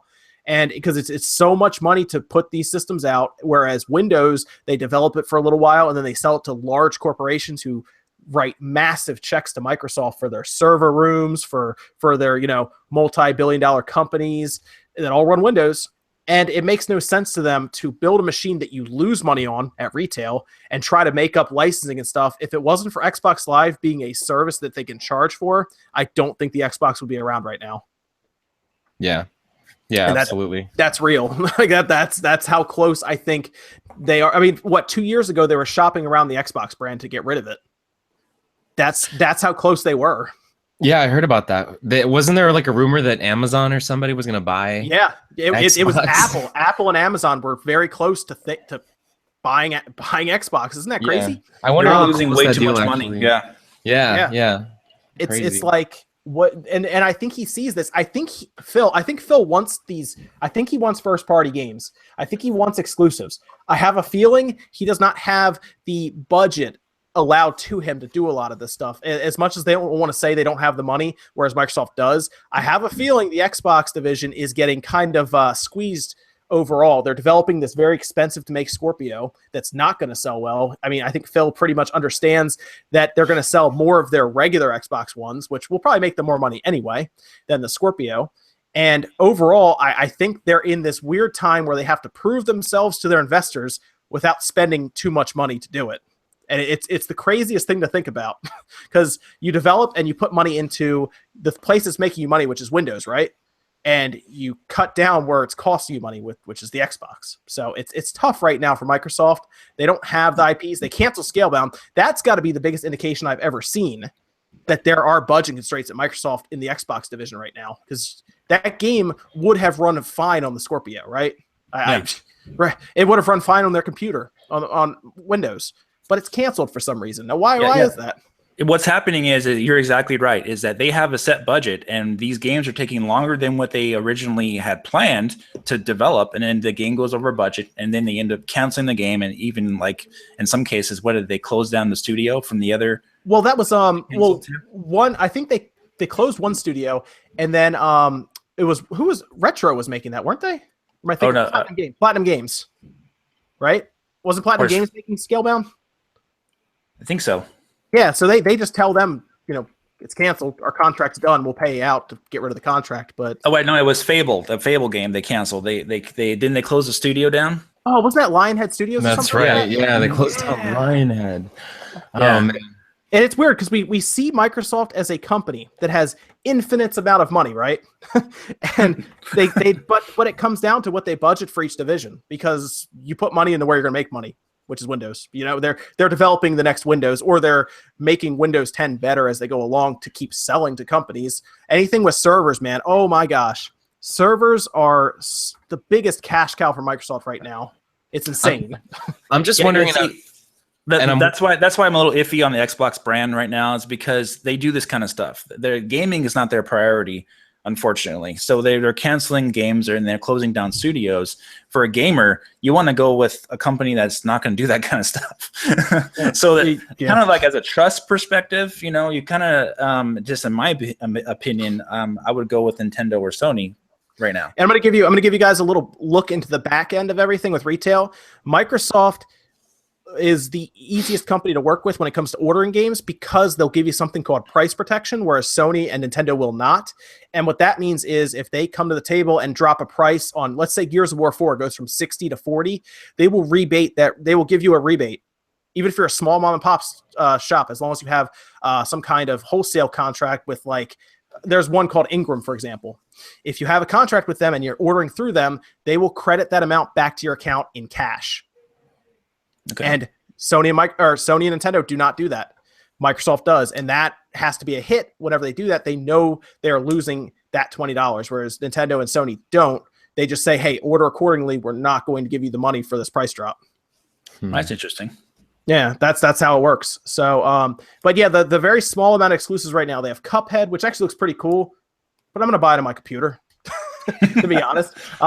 Phantom Dust, I'll get on my computer as well. That's the thing. I'm looking for reasons to turn my Xbox on, but I can even use my Xbox controller on my computer. Like, there's less and less reason to use my Xbox, which is crazy. Now, the Scorpio may change that, because I have a feeling that'll run 4K better than what my computer will, mostly because it'll be tuned heavily to it. I don't have a 4K TV, though, so I don't really know what to do there. I guess buy a 4K TV. But it's a weird time for Microsoft right now. It is. They have Cuphead, Phantom Dust, and Forza, right? Or they say Forza. It's going to be Forza 7. We know it. It releases. You could set your clock to it, as Eurogamer said. It's going to release every other year. It's going to be Forza. Then it's going to be Forza Horizon. So, right.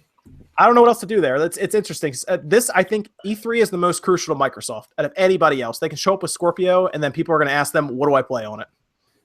So I know I've asked you this before, but I'm wondering, like, how strong do you think, if any, VR presence there will be on the Microsoft stage? Or do you think that maybe we'll hear more about HoloLens coming back? Look at Philip reading down the notes here. What's going? Being proactive. I'm keeping the show going with you, man. Let me jump into that, because this is an interesting topic that I think will entice Evan. I know he's on top of the comments right now, but this will entice Evan, I think, as well. And that has to do with VR. Now, if you checked some of the reports that have come out, VR investment is actually fading right now. It's less interesting to investors, and they're putting less money into it right now. And mostly because there's not a lot of interest in VR right now. Of course, this is for first quarter numbers, but according to Sony, the PlayStation VR did not sell as well as they wanted it to at Christmas time. And that could be a couple reasons. It's $500, which is more than the system. There's not a lot of games out there for it right now. And really, it's hard to get people into it. But here's where things are interesting to me. If VR is not interesting right now to a person, but let's say Nintendo, who keeps kind of hinting at, they're playing around with VR, we're going to make sure it works. If Nintendo figures out a way where you can buy a $30 headset, or in their case, maybe it's a $40 headset because the dock is $90 for whatever reason. Let's say it's $40 for the headset. You buy it and you have VR by using the Switch close to your face. Do you think that is enough to get people on their way to using VR? Is that the stepping stone that I think that the industry needs right now?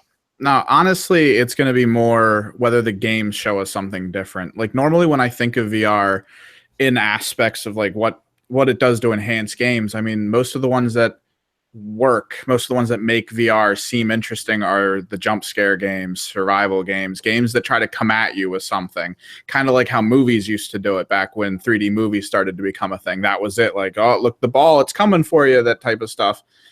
And I think only a few games have really done it interestingly. The one where you have to defuse a bomb where your friends are kind of telling you what to do while you're wearing the VR helmet. That's kind of interesting, but I mean, they did it. It's done. That was like everybody talks and nobody blows up or something like that. Yeah, but that's been done. Are they going to do it again? Like that mechanic's been explored. I guess they could do it kind of better or enhance the puzzles a little bit.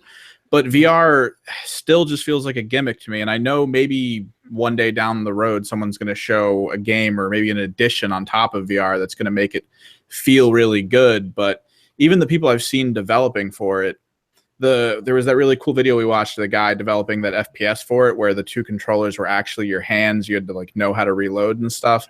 You're not getting force feedback though while doing that, so it doesn't really feel that great. And when he was showing it off, it was shaking the gun around, it was doing all kinds of crazy stuff. So I feel like the tech is still expensive, but also not where it should be for it to be amazing. And maybe our exploration of it creatively isn't doing enough, because I mean, it's at this point VR is just, do I want more ambience in a jump scare game? That's it. That's the only reason I'd really think to get one. I would have a slightly different argument. Because I agree. I do definitely think that when it comes to making VR, breaking VR out into the mainstream, it comes down to more than just games. I think VR is going to be used for a lot of different things other than video games. But as far as video games are concerned in general, it comes down to what sort of experiences we'll be able to play. And PSVR, I have an Oculus Rift, and I owned a Vive for about a month. And then what happened to that Vive? I returned it. I thought you sold it. I was gonna say I would have bought it from you. I need to get something like that. Yeah, no, you totally should. I definitely think that it's worth getting now. Now like the ecosystem has sort of grown. I just want to play Rick and Morty. Yeah, Rick and Morty. I haven't played that yet. What I did play, however, is the what's it called? Oh, Super Hot. Yeah, Super Hot in VR, and that. To me, playing that was a huge game changer because of the Oculus Touch controllers. That was really the first time that I messed around with like guns and swords, and actually having that experience of people running at you and you physically needing to sometimes get all the way into like crawling position to dodge things, and then get right back up and, slice someone, and, and you're in slow-mo. It's one of the coolest things I've ever experienced. And I've been playing video games all my life. I've played a lot of them. But that right there proves to me that the tech is, if we're not there, we're right on the edge, and we will be there very soon. Like, sure, we're still figuring out locomotion and how to move around in a virtual space without throwing up. But a lot of people, when it comes down to it, it also comes to tolerance. When I started out, like, it was a little difficult for me, but Can you just take Dramamine before you play? You can. It helps some people. You can take some ginger. There are things you can do, but honestly, when it comes down to it, it's just about experience. And I played through Resident Evil 7 entirely in VR. That's And probably terrifying. Yeah, jump scare game. Well, you don't have a PSVR, John? No, I don't have a PSVR. No. Oh man, I mean, well, actually, if they're the same price as the Oculus or closer in Well, price. at the time of thinking about getting the PSVR, I had to choose between Shark Cage, where you get lowered into the water and watch a shark swim around, and I guess Arkham VR. Yeah. In which case, I was like, I feel like $500 get me something a little better. Yeah, exactly. The library was a lot better on Oculus, but Oculus doesn't have something like Resident Evil 7, and that, in my opinion, is like really the first full-fledged like VR type experience game that you can play from The word is it's a timed exclusive. Right. Well, that's true. You're right. Absolutely correct. Yeah. So for VR to become mainstream, in my opinion, I think it would have to be maybe another console cycle down the line, or 2 consoles cycle down the line, where it actually comes with the console built in. You know what I mean? Like everything is a seamless experience. You don't have to buy all these separate pieces of hardware. Because once you start releasing consoles, and then now you gotta buy this separate whole piece of hardware along with it, you kind of stagnate sales right off the bat right there. Putting add-ons to the system, they never sell as much as the actual console does. So I think we're not quite there yet, but maybe down the line, VR would become something that is just seamless and integrated into the console experience itself. I mean, at the very least, it should get to a point where it costs almost the same as a controller. Because, I mean, you're paying a lot of money for maybe 1 or 2 experiences in a short period of time that are going to then feel like all the rest afterwards. And I get where you're coming from with the experience of playing the game with, you just said, Philip, which I forgot, but it should feel amazing. But then are you going to feel that amazing in the second version of that game? Mm-hmm. But with like a multi-$100 piece of equipment, or if it was a $60 piece of equipment, you'd probably feel way better, because then you're not thinking like this is the same thing. Instead, you're just focusing entirely on the experience at that moment, because then it's just something you have extra. That's not really that much more. I think right now, like, jumping into VR, you're very much an early adopter. And with that, I think you should know the risks of there sort of being like, weirder, more niche games, and people haven't really figured out how it all works yet. So you're getting into something that is a totally new playground for everybody, and we're all learning the rules, So I think if you're going to go in now, like, expect to see that, expect to see those sorts of games. But I think that we will, in the next 5 to 10 years, maybe within the next console generation or the one after that, we'll see VR as an option. But I still think that playing games like traditionally on a television or now in handheld mode, like, portably, is going to be just as popular, just as common, and people will prefer it just as much, if not still be the most popular way to play games at the end of the day. So I still think the big well, there's 2 big barriers I think for VR right now. One is the price, because it's obscenely expensive to get into VR, and 2, it's the setup. Having to tether yourself to the ground, for example, or have cables all running all over the place, make sure things on your computer, if you're running, your drivers are correct, your frame rate's good enough, everything, resolution's okay. There's a lot of stuff that goes into it that somebody in the mainstream consumer is just not interested in putting in work to play a game that maybe is more of a tech demo than anything else. And I think in this case, Nintendo has a very interesting possibility in front of them. They have an interesting opportunity. The Switch, all right, so we all know about, obviously, those cell phone holders where you put it in front of your face, you can walk around, do VR and stuff like that way, where it's like faux VR, but it works at least to an extent. And it's cheap. That's the big thing. I feel like they could even get to a point where if the Switch VR that way becomes a thing, maybe the headset comes with the Switch in like a holiday bundle or something down the road when games are released for it. There is a chance that Nintendo could give a cheap option that is at least conformed to where, okay, it's the Switch. Someone's not going to run a Galaxy S8, and then this other person over here is going to run like a Galaxy S5. We have to make sure it works across the board with that, because that'd be almost impossible, because cell phone technology moves so fast, whereas you know what you're getting with the Switch. And if they can come out with something where, even if it's a separate accessory for $40, I think most people are going to buy it to try it out, even, especially if it's something to do with Mario. The one we had at the store that we picked up was what, $20 that worked for pretty much all our phones. We bought it for no reason. We bought it, played it for an hour, and then was like, "Oh, it's cool." But we still at least had a taste of VR, because if I get like a taste of VR that way, and maybe it's even like, I don't know, maybe they put F-Zero where you're racing around in a F-Zero, with that. Maybe you then go, that was actually pretty cool. Let me check out the next level up. Maybe I'll check out Oculus then, or maybe I'll check out Vive, because I understand what it is now. Most times you go into Best Buy and you have to wait in line to try it, which, by the way, they're taking them away from Best Buy now because it just didn't perform well. No one wants to try it out because, it's a whole setup. You're embarrassed if you throw up or something, right? In this case, you take 220s, you take it to maybe Walmart, you get a headset, you come home, you pop your Switch in it. If they can make all this possible, of course, I think they can to an extent. And then you're just off and playing. You set up your game and you go. A real good idea would be to release a HD remaster of Super Mario 64, and it'd be cheap, but it would be a really immersive experience, and you could experience that game in VR.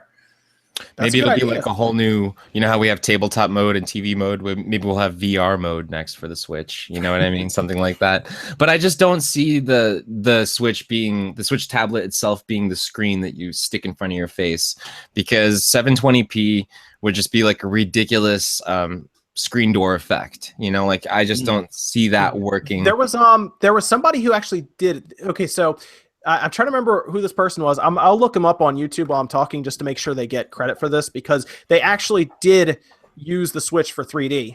What they did was like a VR experience. What they did was they launched the browser. They put it into because you can of course launch the browser through like back-end means on the Switch. They put it into a holder that held it in front of their face, and then they played a stereoscopic YouTube video. Mm-hmm. And that gave them the illusion of it, and they said it worked fine. Like, there wasn't a massive screen door effect, but it was still there. Of course, it's also not developed for it. Maybe, who knows, what wizards at Nintendo can do. But they said it worked to an extent. And really, as long as the performance matches up with the price, like if you spend $500 on it, you don't want screen door effect. You spend like $30 on it, you'll be like, okay, I got my money's worth for that, Right.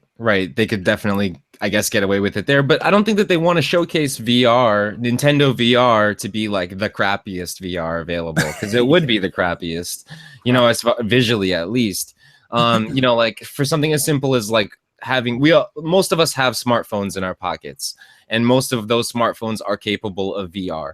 And like, that's what that experience looks like right there, which is miles and miles different from what the Oculus Rift can do on a decent PC, or even what the PlayStation Pro is, or PlayStation 4 is capable of doing.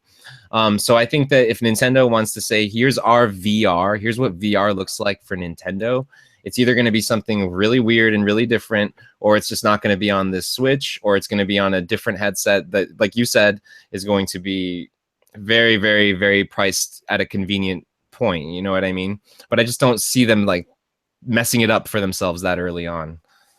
This was Nintendo, by the way. Nintendo, who's the one who actually did this YouTube video up right now. It's pretty cool to see. It's an interesting idea, something you can try for yourself if you just go out and get a $20 holder at Walmart. So it's I might actually try that just to see how it looks. But yeah, I gotta try that. Yeah, just to see, So there's good there. So we talked about Microsoft, we talked about Nintendo, both at E3. Let's talk about Sony for a minute. So Sony is in an interesting position because they don't technically need a big E3 because they're so far out in front of either company right now. I mean, they've easily, I think at this point, we can all say they've doubled Microsoft's Xbox One sales, despite Microsoft not releasing sales numbers for the past 3 years or something. ever since they went behind, like into last place technically against Sony, which is only 2 places for those two. They stopped releasing their sales numbers. They don't do it. And I think that's pretty telling at that point. Why? Because eventually Sony pretty much lapped them, and Sony's going to try to release 60 million or 78 million PS4s by next year. And I can tell you now the Xbox is probably somewhere between 25 and 30 million right now. So they're going to try to figure that situation out. But Sony is in an interesting position because they don't have to have a massive E3, but most times history says Sony shows up with games, right? Now, I don't know what were you guys thinking you're going to see from Sony this E3, because I'm pretty sure we'll see Death Stranding's release date. I think a given. They have to at least tell us when that's coming, right? And then I think at this point, I'm most excited, if I had to take a pick, was for Spider-Man. because it looks really good. But what are your guys' thoughts on Sony's E3 conference here? Who you want to go first? I'm gonna whoever I'm gonna go second or third. I don't want to go first for this one. Oh, okay. I'll go. I think we'll see God of War 4 and The Last of Us. Or 2018 release. Yeah. I don't know, man. There was a rumor that it's getting pushed to 2018, by the way. But go on. Oh, okay. They may work it out, but who knows? But yeah, I think they'll show God of War 4, Final Fantasy 7 remake, and The Last of Us 2, and Death Stranding. I think that's what we'll be seeing from Sony. Okay. That seems pretty solid, right? Overall, I don't know do you think they reach down and they pull out some kind of IP or something to like a new one to put in front of us, or maybe even a new game in general? There is a game that was just rated. I think it was leaked the other day. I forgot the name of it though already. There's a new IP they had from Sony. I think it was called That's You or something like that, or that's the name of it. Let me Google it real quick. Interesting. Okay. Go ahead and talk. Yeah. Yeah, I'm interested to see their new IPs if there are going to be any new IPs, because I know that they already have a lot of really sort of cool things to talk about already. Like I know that there's Uncharted Lost Legacy, which is coming out, and I know that like after I played through Uncharted 4, like that game definitely left me wanting more. So I know that at least we'll see that in like their flash reel. I don't think there's going to be too much to say. I sent a link to that just now. Go ahead. But yeah, like definitely going to see The Last of Us 2. And I don't know, maybe we'll hear about Knack 2 possibly. And I'm really curious to hear more about Days Gone. Like Days Gone is really like a game that I'm interested in, and I know that I'm definitely going to get that day one, because I've always been like a huge zombie fan. So that's the game that's going to go up against State of Decay 2, right? Yeah, exactly. And so we haven't really seen anything more than like a CG trailer for State of Decay, right? We just saw like their showcase trailer, like, hey, it exists, but we all kind of knew that it did. So I don't know. I mean, I hope that State of Decay's multiplayer is going to be sweet. So maybe that'll be the deciding factor, you know, of what game does better, you know, as far as what the multiplayer is and all that stuff. So yeah, that's me for Sony, I guess. What do you think, Evan? Do you think what do you think you're going to see at Sony? Honestly, the big thing, I mean, we're going to get all like the sequels or the continuations, and that's great. I mean, it's fantastic for Sony, but every time you and I have ever been really excited about the Sony releases is when it's a new title.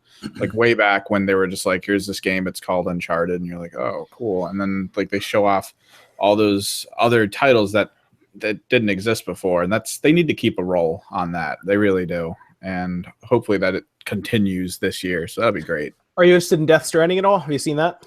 I saw that I have that like love-hate relationship. You're a Kojima fan though, man. I am, but it's like a love-hate thing with him. Like I love the creativity. I love how I feel like he just has that moment where he's sitting down and he's just like, and then this baby with this weird, and you want to experience his thought process for just a minute, and then, you know, come out of there so you don't die or something. But what if he showed up to the show with like Zone of the Enders 3? Oh my that'd be God. fantastic. just he's like, hey, thanks for that game with the demo for Death Stranding on it. Wow, that would be brilliant. Keep in mind, that game doesn't necessarily need to be on a Sony console, right? That's true. Yeah, that's true. That could show up anyway. That could be on a little handheld type console. Yeah, you never know. You never know. Maybe. You never know. But I want to bring something up. I'm going to bring something up about Sony real quick. There seems to be a recurring topic on NeoGAF almost every week now about this supposed PlayStation Portable. Have you been seeing about stuff about that? Zero chance. What are they talking about? Why would Sony make a handheld right now? I kick out the door and go, it's on AT&T, and we get to hear the whole crowd boo again. Probably because they're greedy and they want money, right? No, but there's nothing there for a handheld. I don't understand how that would even be plausible. They did have that patent earlier in the year, and there was a little bit of a rumor in late 2016 about this codename Trinity. And people keep talking about it on NeoGAF, saying, "Hey, you know, what if Sony released a PlayStation Portable? Would you be interested?" You know, that kind of stuff. So, I mean, it's not a rumor per se, but I just wanted to see what you guys thought about that. Okay, yeah, you can go first, Philip, because I'll fill up a lot of airtime with this. Okay. Yeah, I think that if Sony is developing a new handheld, it is only now just begun. Because they have seen the influence of the Switch and they have realized that, okay, well, maybe there's still something here. You know, like the Vita is still one of the most beloved handhelds in existence. I know that I still love mine. I haven't personally played it since I got a Switch, but I have played it to death before. And, you know, I would love to see personally a new handheld from Sony. I think that they have some great games that they are capable of you know, bringing to a handheld. We saw what Uncharted looked like in a handheld form, and yeah, it wasn't like the big blockbuster or whatever, but we also know that they're a company that's very focused on power. And this would ultimately most likely be a handheld that is probably more powerful than the Switch. You know what I mean? Knowing them. So like, I would only welcome it just to see what they're capable of. And I think that it is totally possible, but maybe definitely not this E3, definitely not this year, but maybe we'll hear about it next E3, you know, about like a possible coming for the holiday of 2018 or summer of 2019 or something like that. Sony did say back in 2015 that they weren't interested in making another portable at that time, but they did say that they would be interested maybe later in the future when certain things line up better for that technology is what they were hinting at. So I don't know, but anyway, go ahead. Oh, yeah. Did you want to weigh on this, Evan? I mean, most of what I have to say is basically what you and I came to as a conclusion when we were talking about the Vita and everything prior to it. We do actually really love the PSP as an idea, but we always hate how it's handled in the end since the original. The original was great. The games were great. And then it just felt like they kind of moved it in a whole other direction. And they were like, here's this cool thing. And then you and I saw it. And we're like, wow, this is awesome. And then from that point forward, it's just we couldn't care about it. And it kind of sucked because we really wanted to.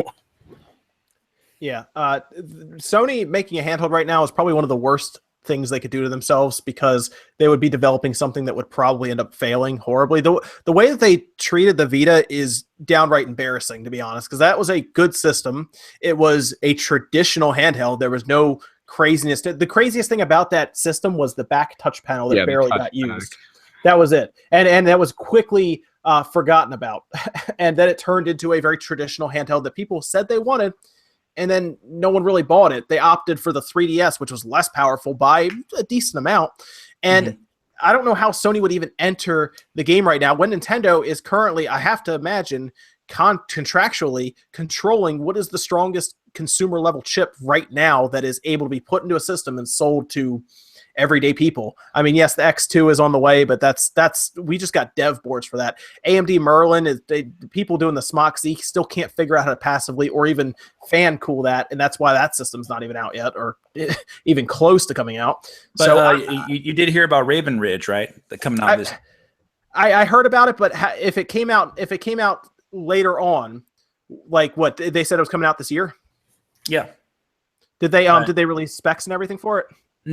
Well, supposed specs, yeah. And AMD was touting back in 2015 that they could reach PlayStation 4 level graphics in a mobile chip with Raven Ridge, and release date 2017. So I don't have all the articles up in front of me, but yeah, it's supposed to be based on a Ryzen Vega miniature, basically chip. 4 watts is the minimum capability, and then all the way up to like 38 watts or 40 watts.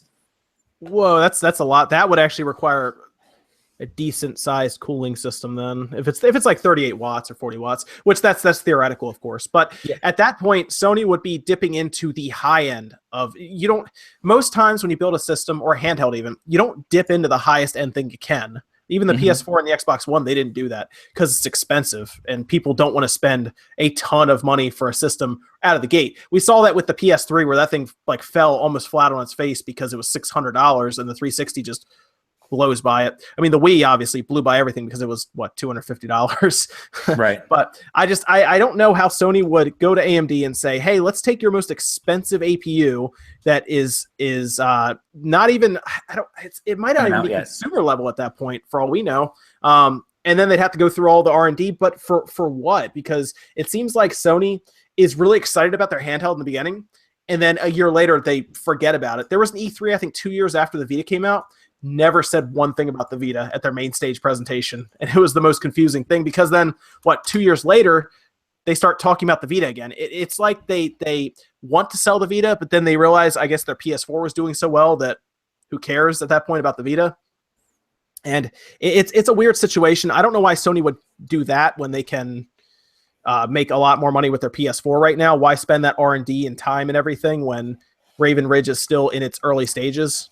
Yeah, it's just a talking point because we know that AMD and Sony are basically in bed together, right? So if they were able to come to some kind of agreement, I'm sure they could give them that chip if they really wanted to for an extremely cheap price. I mean, they could give it to Microsoft too, but I just don't know what Microsoft would do with it. Exactly. Although it does kind of show that, again, I do think the path is going towards ARM and low-powered CPU, GPU combo system on chips, as opposed to sticking with the x86 architecture that is only going to get so small before they have to do something. So I do think you'll see these newer APUs that can do PS4 level graphics sooner than you might think with how the ARMS race is going. Yeah, there you go. So yeah, I just thought it was interesting to bring up. Sure. Oh no, it's interesting because you have to think, is Sony going to leave the Vita as the last handheld they ever make? Are they really going to concede to Nintendo that way? Because it seems like 3 years into the Vita's time, they pretty much just gave up on it and just conceded to Nintendo at that point because it was so clear in a way that the 3DS was going to beat it down, which, by the way, I still think Pokemon is the big reason that the Vita lost because it was just so hard to wrestle people away from Nintendo when Pokemon is only on the 3DS. Those memory cards, too. Yeah, Sony, why? There's no reason. They just that is a point where, okay, so their argument for this was that they could control the speed. They know that the speed you have with your SD card or their proprietary card would always be the same. But SD cards, micro SD cards specifically, became faster almost overnight for those things, and it was like, what's the point? It was, man, how expensive were those things? I think like an 8 gig card was like what, $30 or something when it was out. They were just way overpriced. It was super insane. Overpriced.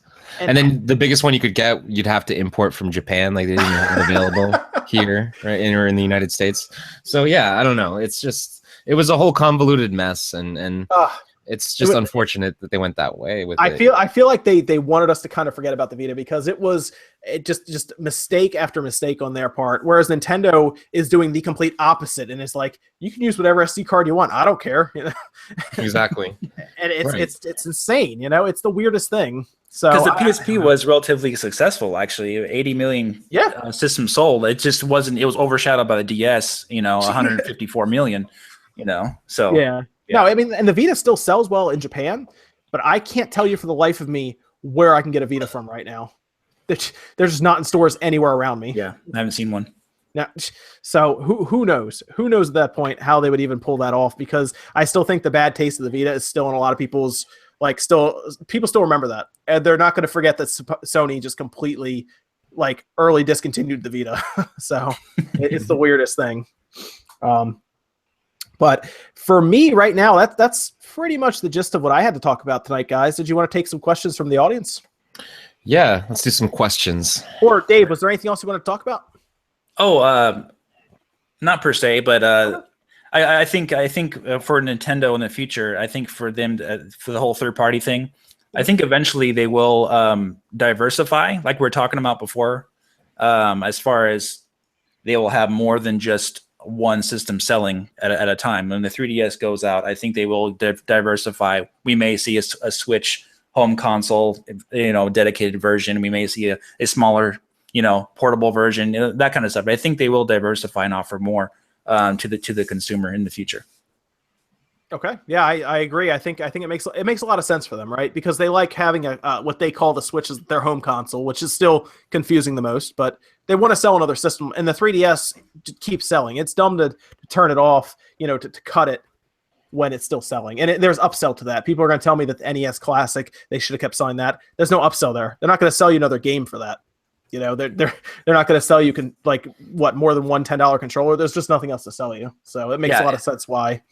It's just good business practices. When you make a hardware, you don't just make one piece of hardware. Nintendo has never done that. They make multiple variants of it. So I think we're going to see more of that. Of course, they will never tell you that because they want you to buy the Switch right now. So they're not going to tell you their plans for the future, of course. But obviously, I think that's where they're going to be going. Sure. Okay, cool. I guess we can take some questions from the chat. Evan, did you see any good ones in there? Yeah, I mean, most people are still just on, I guess, controller variations. I'm looking at 2 chat boxes right now going back and forth. What are you looking on Twitch also? Yeah, dude. Oh, people are talking on Twitch? 7 Gamer is talking about, he wants us to talk about a From Software game from Switch. That would be Dark Souls, right? Yeah, I think that would be everybody's fantasy right now for the Switch, or at least Do you think that's From my Software fantasy. would do that, or would they just allow a company to port it for them? Because usually From Software, it's like the one and done mentality. Well, they said they've got it running on it. They said Right. they got it running, yeah. Yeah, they didn't. I don't know, but that could have just been one of them, and they're like, here, do the other 2, and then put them in a package and put it on the Switch. But if they did it themselves that easily, if it was maybe just a weekend job for them, or whatever, then maybe they'll just do it anyway, and they're just waiting to announce it. So I think that would be incredible. I think Dark Souls would be like perfect for the Switch, especially with the Switch's ability to go in and out of sleep mode. You can carry it around with you, like you could with the Vita and stuff like that. So it would be cool. Like I played what's it called? Bloodborne on the Vita a lot with remote play, and that actually worked. Surprisingly, as long as my internet wasn't crapping out on me. So I think it would be totally cool to see that, and I want that very bad.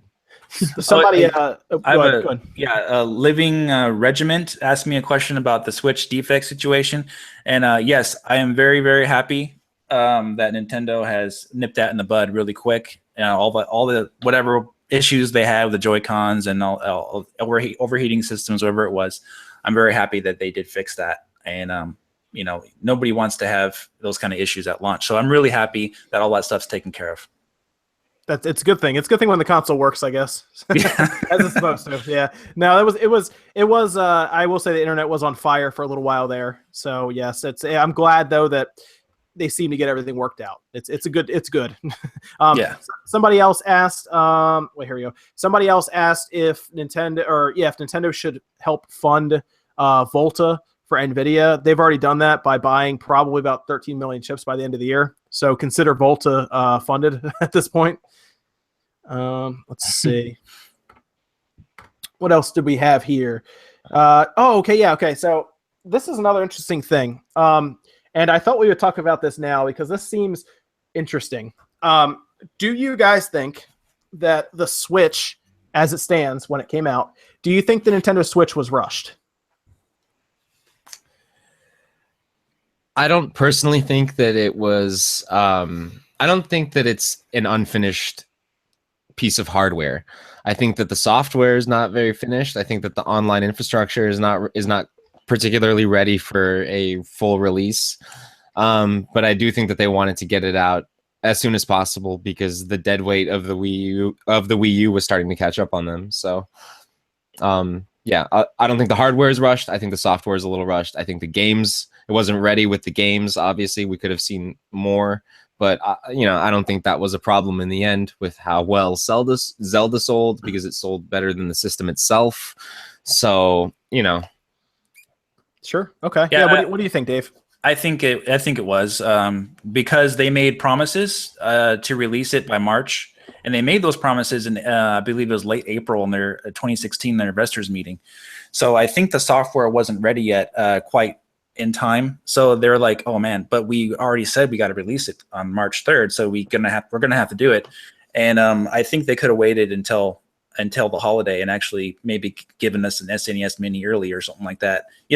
Maybe pushed out another Wii U game or whatever like that. But like we always say, waiting a little bit longer and to have an even better amount of software and better launch is always a good thing, in my opinion. But granted, people are not going to complain because they got to play Zelda right away. So yeah, there's pluses and minuses. But yeah, I do think it was a little bit rushed. Sure. What do you think, Evan? Do you think the Switch was rushed? From what I've heard, I mean, the only thing that really sounds rushed was the controller, which, I mean, you delved into. We already looked into their kind of flaw in the design itself. And then it does sound like the internet infrastructure was definitely a problem. So that has to be doing something with programming, or at least maybe a bunch of people at Nintendo were having that back and forth conversation. The issue of like friend codes versus it being an open platform, the issue of like what it really means to interconnect with other people, or what liabilities they could or couldn't have. Like, it's probably just either the software or maybe the tie-up was just decision making for the very like fine details. And then I guess at some point they probably decided, let's send it out there, let's see how it starts working, and then we'll see if we really need to care as much or if we can just open it up or something. Mm-hmm. I do think good point. Yeah, I do think that they are missing the Virtual Console for a reason. I feel like they probably wanted the Virtual Console there at launch if they could, but I think I think maybe they wanted it to either release last holiday if Zelda was ready, like OJ was talking about, or I think they wanted to release it around a holiday, like November. But it's just such a weird launch at March. It's not normal. They've never done a March release from what I can remember, because the Wii, the GameCube, everything always launches in November. And it was very odd when I saw that. And it does feel like they kind of pushed a little. I feel like they pushed it up a little bit to March because, like you said, Dave, they did promise it. But it's very curious that there's a lot of things missing. We keep hearing about this online service that we have no idea about. A lot of us bought the Switch. We don't know what's going to happen with this online service. They're going to give it to us for free, of course, for a little while, and then we have to pay for it. But I was almost hoping we would have this online service like a month afterwards, because it's up to us to pretty much beta test it and then pay for it after that. And I wanted to get a little more time. I wanted like 4 months with it if I could, 3-4 months.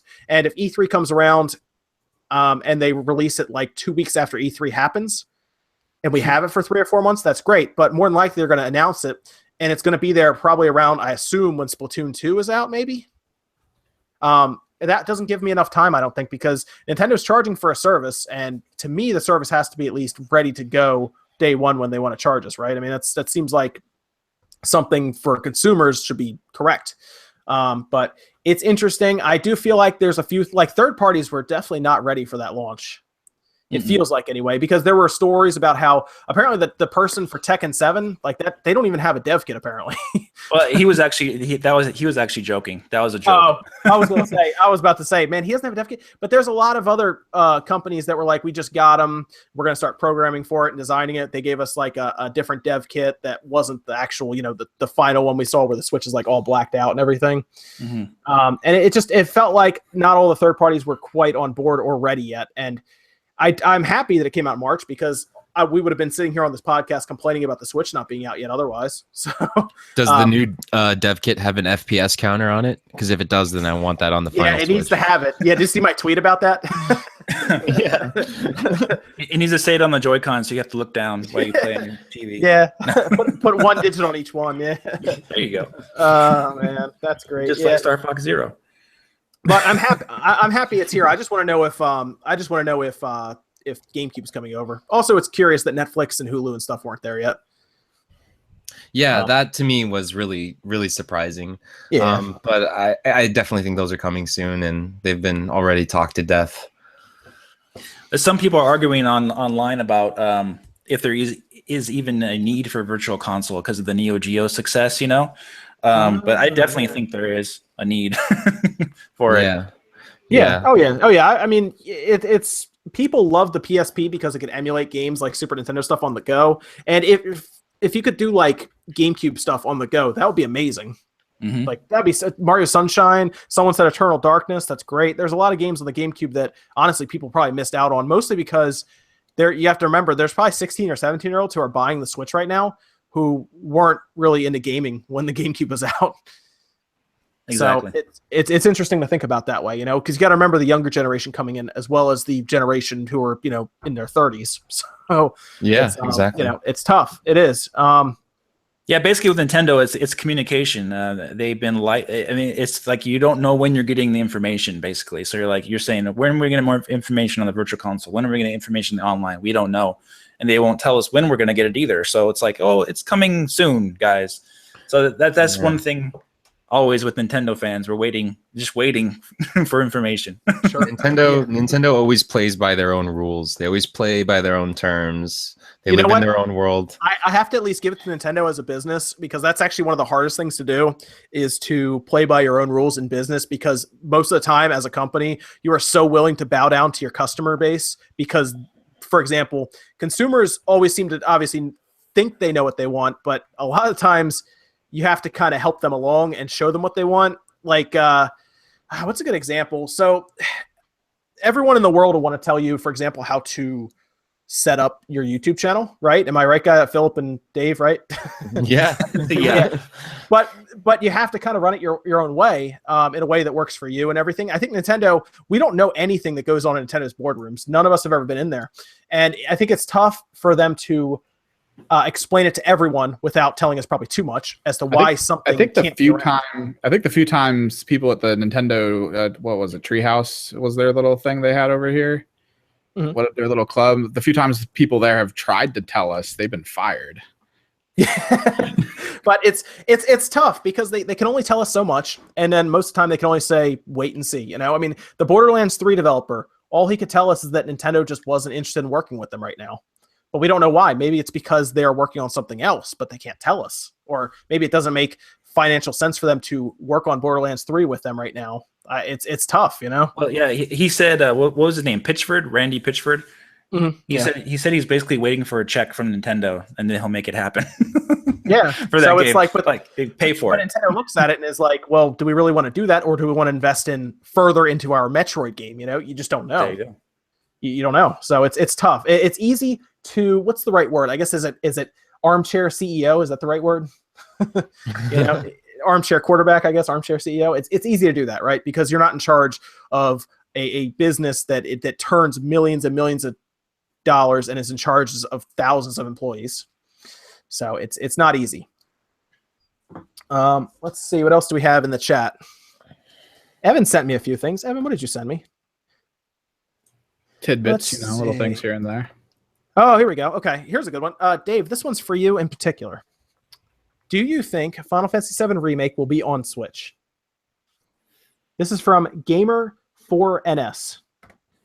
I haven't heard any rumors about it coming to the Switch, but anything is possible, of course. But as we know, Sony has the exclusive stuff, with that game as far as it being released on PS4 first. And you have to take into consideration that even though it runs on Unreal Engine 4, the game is being developed for PS4 first, as in is taking advantage of the system's capabilities to the max. So we're probably going to be seeing that game look amazing on PS4. So for them to port that down to the Switch, even though it runs Unreal Engine 4, it's going to be asking a lot. So I'm not sure if we're going to be seeing that on the Switch or not. Yeah, they'd most likely have to wait for all the episodes because it's episodic, right? They'd have to wait for it all to get released all at once.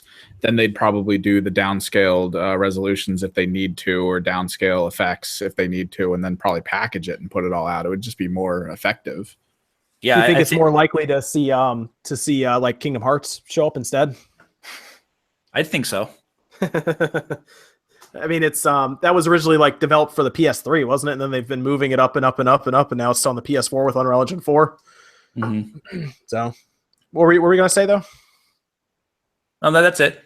Oh, I thought I cut someone off. Okay, good.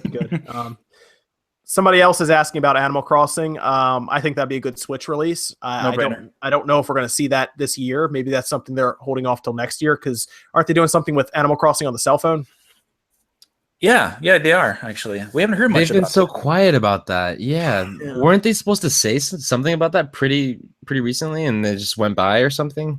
We're talking about Fire Emblem. But yeah, we had Fire Emblem, but then I think even earlier, though, I think it was delayed is what it was, and they just weren't going to talk about it for an indefinite amount of time, and which just went back into development. And That I think could be the next Pokemon Go right there.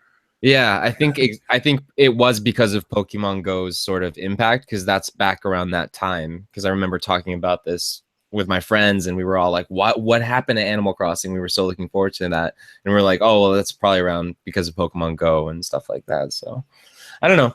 That's just what I see. I could totally see them doing some crazy stuff with like a mobile augmented reality Animal Crossing or something like that. You know, kill your phone's battery in 45 minutes. Find a new animal buddy in your parents' backyard or whatever. Yeah. What do we have? What are some other questions we have in the chat? Did I miss any other ones? Oh, Evan, I saw one for you, which is funny. Somebody actually asked you this, I guess, because you're the resident PC gamer. What if I would stream Scalebound? Stream Scalebound. You have to have watched some of Scalebound and been like, this could be a good game. Well, no, I'd definitely stream it. I mean, it would not be like an issue. Like, what's your Twitch handle? People need to start watching you on Twitch if you're gonna stream stuff, man. Kimrick's Project. It's the same everywhere else. It's a universal, man. There you go. You can either watch him stream on Twitch or you can watch him on YouTube. You don't stream on YouTube though, do you? No. You stream on Twitch. Okay, there you go. You can go check him out on Twitch. That's fine. He'll get demonetized for shooting something. yeah, right. Oh gosh. Oh geez. More.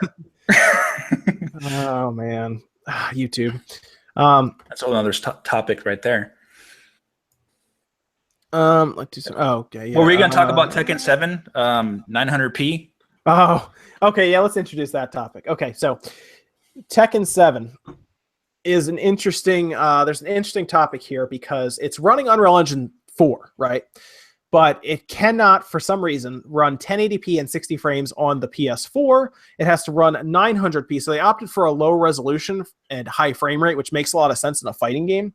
And for some reason, it's interesting. I think a lot of people seem to think that they can see the difference between 900p and 1080p, upscaled especially. I think a lot of people may look too into that in a fighting game because you're not going to really be looking for jagged edges or anything when you're playing a fighting game. You're going to be worried about blocking and everything and, obviously combos and everything. It seems people are taking it like very seriously, and now people are really worried that the Xbox One version is going to be 720p. It probably will be. Yeah, that's my thought too. It probably will be because the PS4, if the PS4 can't do 1080, then the Xbox probably won't be able to do 900p more than likely. Wasn't there a game though that the Xbox could do better than the PS4 as far as resolution was concerned? Microsoft Parity Clause. Yeah, I thought there was a game. I think it was it Fallout 4 that or maybe I have it wrong. I don't know, but it was like because of the hard drive or something like that. But I don't know. I could be totally wrong, but I'm pretty sure that I heard something along the lines of the Xbox actually finally having a game that has a higher resolution for some reason than the PS4 did. But there was a game that was like that. I think it was it Thief? Yeah, it was some weird game, like some game we would have forgotten about by now. It ran like the resolution the same and had like the texture filtering was better in the distance, and I was like, what? I was like, what is? It was just a weird situation, but yeah. So, but it is interesting to think because again, it's running Unreal Engine 4. I wonder, do you guys think Tekken 7 would it all make it to the Switch? I'll let you go first, Dave. This is going to come up all the time when there's an Unreal Engine 4 game because Nintendo has done nothing but push that Unreal Engine 4 is scalable, and we have seen it with some games, mostly Snake Pass because it's the only one that's still on the market right now we can use. But according to some developers, Unreal Engine 4 appears to be scalable to the Switch. Now, does that mean that Tekken 7 would make its way over? You would hope so, but of course that doesn't mean anything in the grand scale of things because of the, they could be working on, who knows, a Smash Brothers port right now, and they wouldn't be able to bring it to the Switch in this time, and it may not be viable as a later port anyway for the sales aspect. So it's hard to say. And also if it's not running even at 900p barely on PS4, who knows how much they could do on the Switch, but that's true. It's possible. It's a fighting. They're fortunate Fighting they games can are get away with also- 720p. You know, they're fortunate they can get away with 720p on the smaller Switch screen. So Yeah. there's always that. One thing you have to consider too, Sony fans out there, is if you're playing on PS4 at 900p, 60 frames per second, you got to remember that Tekken 7 is online, right? So you want to make sure that everything is running buttery smooth at all times. So I could see why it's capped at 900p. Just make sure the frames are there, right? That's the Exactly. big thing for a fighting game. Absolutely. So we did that. What else do we have in the chat? Anything else that's interesting? Let's see. Do you see anything else, Evan? A lot of questions about games coming up. I think just one over here, preference between 2D or 3D Metroid type games. I mean, I know you said you like 3D. I want 3D. I definitely prefer the 3D one as well over 2D. Keep in mind, because they could also, if they do pursue VR, Metroid Prime would be a great candidate for a VR of some kind. Oh, Yeah. Yeah. big time. Yeah. I think I might have said this before, but I personally would love to see a Metroid like using a similar engine or running off the Breath of the Wild engine, something along those lines where it's just this big open world, and everything is scalable, climbable, like, whatever you can see, you can go to type of situation. So I think that would be really cool. Would you want it in third person or first person? I would want it personally. I wouldn't. I would want it in third person, but I would take either one. I love first person shooters, but I would love to see like a Lara Croft Tomb Raider style Metroid type game. I think that would be an interesting style to explore for that series. So sure. I know. I always say Nintendo should try to be different. That would be different. Have you played Recore, Philip? I skipped Recore. I heard it wasn't that great. So, well, I mean, many people compare it to Metroid Prime, and I believe it's in third person. So, I don't know. You might want to just check out some videos of it. That's the one that's just exclusive for Xbox, right? Well, PC.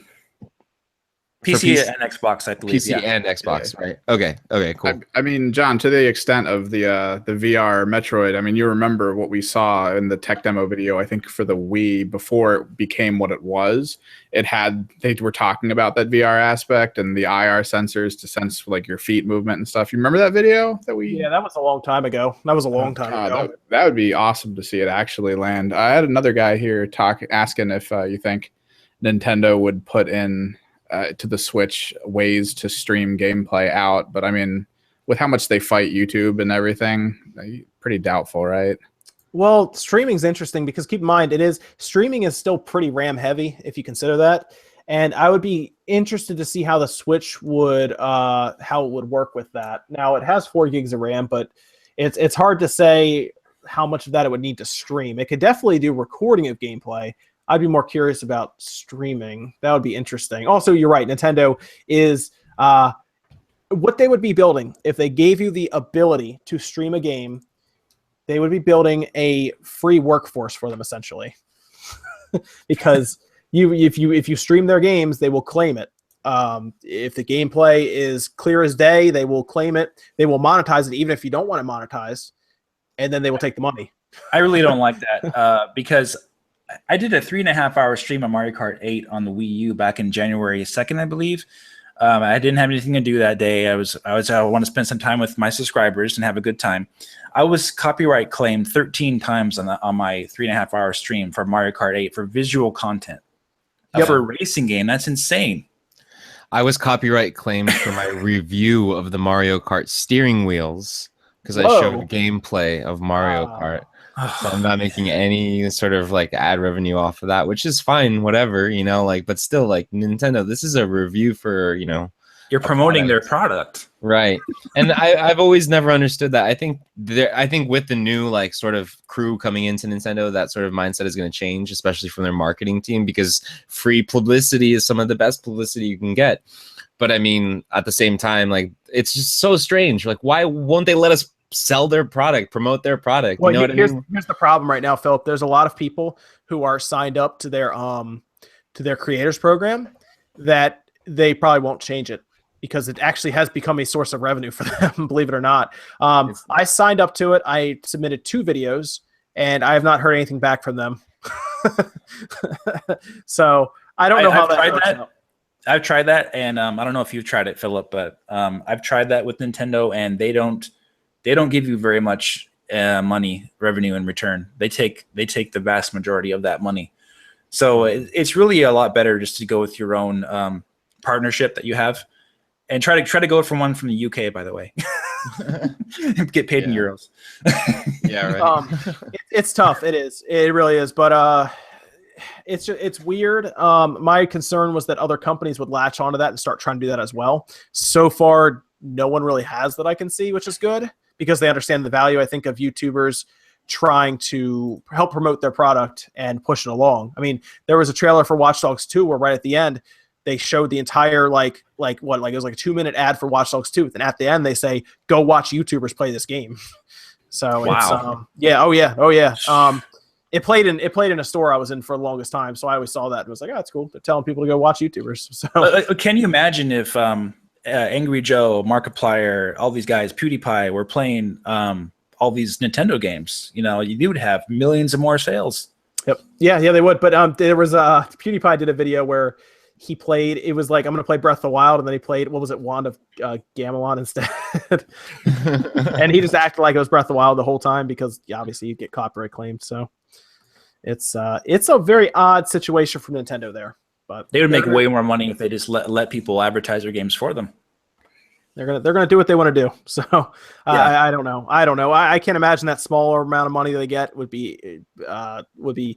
I think it'd be more beneficial if they just let people advertise their stuff for them. I had no idea what those Orsley those steering wheels were until Philip did a video on it. So no idea. Now I know what they are. So let's see. Well, enjoy my hard work, Nintendo. Yeah. I've no review copies for you, buddy. I've spoken out on Nintendo a lot, and I've poked fun at them and said it's terrible. They will never send me a review of anything ever. They will never get in contact with me. They are not. I've sent messages to them. They're not coming within an inch of my channel ever, probably. Why? If you go back and watch some of my old videos where I heavily criticize them and parody them and make fun of them, you'll see. Oh, why'd you do that, Spawn? Why'd you do it? Honestly, I don't mind going out to buy it. They weren't going to send me a Switch anyway. Yeah. And really, from some of the videos, if you go watch some of the videos, if you criticize Nintendo, they will cut you off. Yeah. You get on their blacklist, right? Yes, you will get cut off. Yeah. Who did? There was a whole video from, I think it was Hadix, and he talks about it, how he was critical of Star Fox Zero, I believe, and Nintendo stopped sending him free review copies. Wow. Well, do you see Arlo's review of Star Fox Zero? He destroyed that game. Arlo? Really? He had to also go buy his own Switch. Oh, okay. All right. Yeah. He there was a whole video of him like talking about how he can't wait to get the Switch on release day and stuff. He's gonna wait in line and everything. So he's not taken care of either. I should have asked Shane how he got his, because he got his early. I didn't ask him. But he's been around a lot longer. So, but I mean, they were just sending it to all. You know who got an early Switch that I'd really love to know how they got an early Switch? And maybe you've never heard of this. Etika? No, I'm just kidding. No. Yeah, who's this Etika guy? No, I love Etika. I'm subscribed to Etika. Have you guys heard of the Nintendo Power Couple? Power Couple. Yeah, I've heard of them. Mm-hmm. I haven't actually. They work pretty closely with CND, or they've worked closely with Captain Nintendo Dude in the past. So they got a Switch early, and that was really surprising to me because they only had at the time like 1,900 subscribers on their channel. 1,900? 1,900 subscribers. Oh my gosh. And yeah, go look them up if you've never heard of them. They still only barely have just over 2,000, I think. Maybe they hit 3,000. They don't get a lot of, and that's all fine. If you have a small channel like that, that's beautiful. Keep doing it. That's amazing. They're friends with Nintendo Minute co-host. That's what somebody in the chat said. Right. Okay. I mean, they make very interesting content and stuff like that. I just don't understand how like a channel like that with such low views low subscribers would be able to get their hands or have a close relationship enough to be trusted by Nintendo to have that sort of access. You know what I mean? Where everybody got Mario Kart 8 free and early. Like everybody got it. Well, I mean, Mario Kart 8 Deluxe. I didn't. Everyone didn't get it. You know, and honestly, I think that we probably are just as deserving as the other people who talk about the Switch on YouTube. Yeah, I mean, I talked to Game Over Jesse, and he said he got a review code sent to him, like a week out and a week in advance. Right. Obi-Wan got one sent to him, which is fine. But I have a feeling all their footage was claimed. So yeah. Okay. No, I'm going to be making Mario Kart gameplays and stuff. I don't care. I'm just doing it for fun. I know that people enjoy it, and I like making it. I'd be playing the game anyway. Might as well just record it. Yeah. So. I mean, it's bad if Boogie has to go buy his Switch. So. Oh yeah. Wow. Okay. Yeah. Yeah. So it's like that. I mean, I knew Angry Joe was gonna have to go buy his because yeah. So a lot of people got Mario Kart 8 Deluxe early. I'm not at all a Nintendo ambassador, so they weren't going to send me one. NBA Playgrounds came out, and I sent them a message, and they never got back to me. I don't know. So I'm not the best at getting review codes, though. I really don't follow up much. I send them a message. If they don't get back to me, I just plan on buying the game, I guess. You message them on Twitter or email them? I did not. What's funny is I was talking to OJ on Twitter about Snake Pass. And I was talking about it. I was like, I didn't get a review code for it. I'll probably. I made a joke. I said I sent them a message, and they sent me back one word response that was "who" with a question mark, or "who are you?" And I made a joke. And the guy who is their brand manager or PR person or something sent me a message on Twitter and was like, "Hey, let me send you a direct message, and we'll get this worked out." I was like, "Okay." They sent me the message. And then I never hear back from him after that. Really? Yeah. Yeah. I don't follow up on these things. So like I said, I try once. I'll send him an email. I'll say, hey, I'd like to do some gameplay for this on camera. If you want, send me a message. And I never go back to him after that. I just don't. I just go buy the game then. Kamiko, though, they sent to me, which was nice of them. Nice. That's awesome. Yeah. Over the past year, I've been offered lots of review codes for games, and I just tell them I'm just not interested, because there's like not from Nintendo, but from other like indie developers, because I really don't enjoy reviewing video games. I like talking about them and discussing them, but reviewing games is really not my thing. But I love playing them, of course. So for my channel, it's more about Nintendo discussion, rumors, speculation, that kind of stuff. So I've been offered review codes, but I had to turn them down. That's just me, though. Okay, that's good.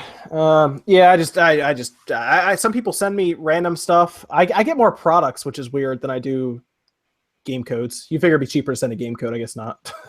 Yeah, but yeah. So overall, that's all right. Like I said, I have no problem just going out and buying the game. I don't care. I'll just go if it's interesting to me and I think I'll have fun with it. I'll go buy it. So I don't mind. Let me see. What else do we have in the chat, guys, before we close up? We'll probably close up in the next couple minutes. So what else did we have in the chat? I sent you a couple messages. I got another one asking about HD remakes from the GameCube for the Switch. What do you think? That type of stuff. Let's see. Oh, okay. Yeah. So they were talking about if there's a virtual console, would we get the Pokemon games on the Switch? Like, would we get red, blue, and yellow on the Switch, or even gold and crystal? I don't think we'd get them on a virtual console. They'd probably just re-release, repackage. Well, they're on the 3DS right now as virtual console games. Which, if anything, maybe they leave them exclusive to that. Maybe they leave them only on the 3DS just as a selling point. Mm-hmm. I don't know if they'd put on the Switch. That seems they could. I just don't know. I'd keep that on the 3DS just as a selling point. Just to be like, look, the 3DS has. I wouldn't put the same virtual console games. What I'm trying to say on the Switch and the 3DS. I would keep them separate. I would put exclusives on each one. Well, what I would like them to do is release the GameCube virtual console, but have them output in 1080p. So basically like emulate it, but 1080p.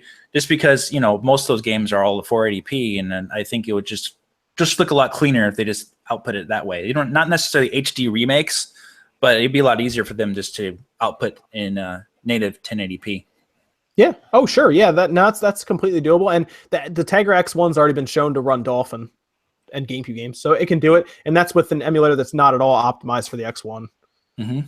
But do they still have that issue with the Joy-Con controllers, like being the sort of pressure sensitivity of the analog triggers, or have they worked that out, or is that that's where you run into a problem, because Right. maybe you need the adapter to let you plug in a GameCube controller, and then at that point, are you tethered to your TV? right? And that kind of defeats the purpose of the Switch, right? Unless Joy-Cons are released that do have that pressure sensitivity to it, like the travel, where it's because we're working with digital triggers, they would need analog triggers. Well, I mean, I've seen people play Mario Sunshine on their smartphone. Oh, sure, yeah. So I mean, they can make it work. Yeah. Good points. Okay, here's one for you, Dave. This is from Gaming Means. It's let's see, any possibility of seeing Eternal Darkness remake or Shadow of the Eternals coming to the Switch? I'll have to ask Dennis Dyack about that. I don't know yet. I had him on the channel last year, and he hinted that the NX was something that he was looking at for Shadows of the Eternals. And he was open to Eternal Darkness coming as well. But I haven't been able to get him back on the channel for since then, so I'll have to check in with him about that. But I think it's definitely possible. He seems to be hinting at Twin Snakes, Metal Gear, also that possibility. But obviously that's a Konami thing. I don't see why he would have that type of, say whether or not yes it could come. Yeah, I think that's all possible. Okay, very good, very good. There was another question I saw here. There's two more questions that I see here that I want to do real quick. People are asking if Monster Hunter on the Switch. Is Monster Hunter mentioned a million times in chat?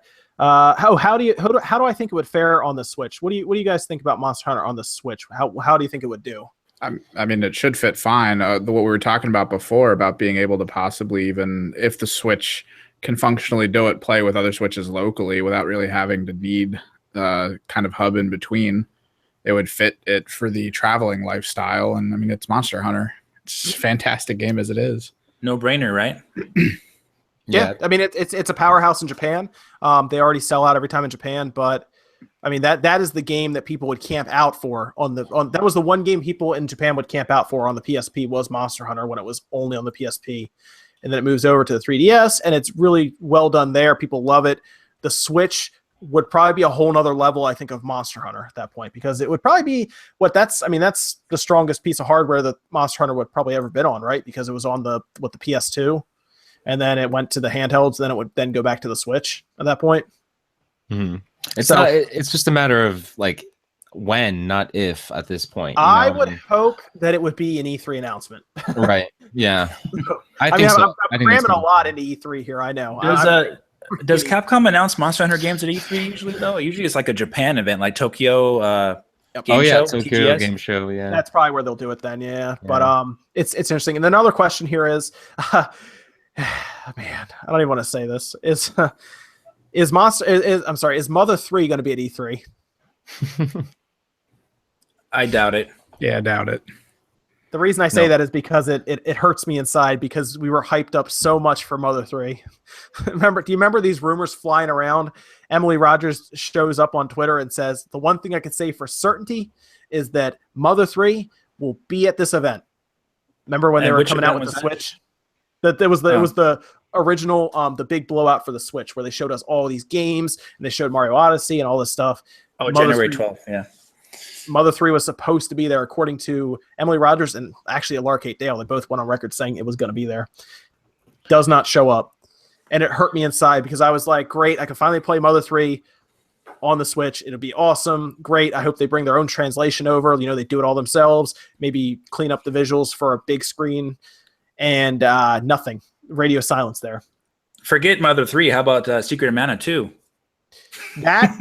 Oh yeah, but we know now they're doing that collection. All we have to do is pester them heavily on Twitter, like I do every couple weeks for it. Or every other week I'll send a message. Yeah, because that game's actually coming to the Switch in Japan. It actually is real. Mother 3 is a rumor. Makes zero sense to show up, by the way, on the Switch only in Japan, because they had that game already. We've never had the game over here in the West. Mm-hmm. Why not in the West? Or, well, why not? Yeah, maybe we do see it come over in the West. Or if they just want to please some of us, give us an English language option, and I'll just import it because it's region free. I'll just import. I can import Disgaea 5 right now if I really want to. Yeah. So I'll do that. I don't mind. Just put that option in there. There's lots of no-brainers out there that aren't happening with brains. Yeah. Someone else asked if Resident Evil 7 will be on the Switch for E3. Another doubt it. Yeah. The word is that they're working on it for the Switch, according to, I guess, leakers, you want to call them? I don't know. Rumor people, rumor starters. But because remember, Capcom went to them and said it needs X amount of RAM to run our engine. And one of the games that runs on that engine that they use is Resident Evil 7. I think Street Fighter was the other one. For the reason they wanted extra RAM in there. And it'd be interesting if they would have asked for that and then never brought anything over like a Resident Evil or a Street Fighter that would actually use it. I mean, the game has already been out for a number of months. It's done its numbers already. So I just doubt it for that reason right now. I don't know if the hype, would people really be hyped for that game on Switch? I mean, I don't know. It's weird. I mean, keep in mind, third parties don't make the best decisions. We got Mass Effect 3 on the Wii U when it came out, despite the trilogy being available on the 360. Oh, you're killing me. I know. Yeah. So the third parties don't have to make sense all the time. I would love to see some survival horror come to the Switch, though, in some way or form. I think that would be pretty cool. Like, I know it's a Nintendo console, and it's not necessarily like, you know, we don't see a lot of survival horror games on Nintendo consoles, but we did see Resident Evil 4 on the GameCube. I know someone in chat brought up Fatal Frame. I mean, that would be a great IP to recover on the Switch. Excellent. Well, they own that IP now. Yeah. Nintendo. Yeah, well, here's the problem with that. That would make a lot of sense for something like a like an augmented reality even game because it's Fatal Frame. Oh, wow. There's no camera on the Switch. Yeah, but I mean, augmented reality, that kind of forces where you are to really seem atmospheric. Whereas if they control the atmosphere and then the Switch itself has the gyro sensors in it, I mean, you could just control the camera that way. And it could make a lot of sense on the 3DS then. Yeah. Maybe they actually want to do that. I don't know. They want to keep the 3DS alive, apparently. So I think that'll be the Switch Lite version that comes with the camera. There you go. No, that would be. You're right. Fatal Frame would be good. And even again, if they just have an English option with it, we can finally import these games. So I don't mind if they don't come out over here as long as there's an English option for it. Like the nice thing is if it came out in Europe like it did last time on the Wii U, because it was like a physical exclusive in Europe, wasn't it? Or something like that. I believe so.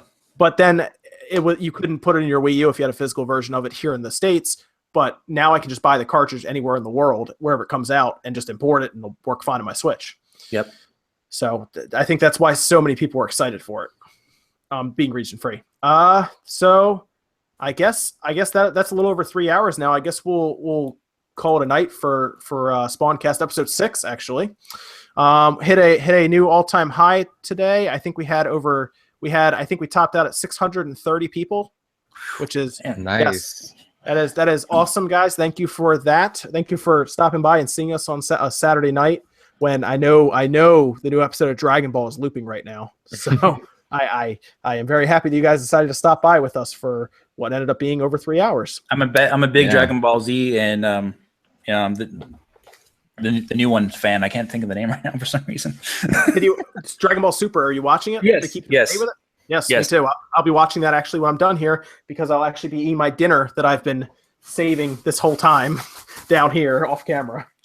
Just a sponsorship right there.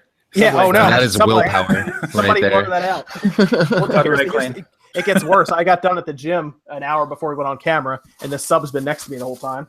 Oh my god. 3 hours later. Yeah.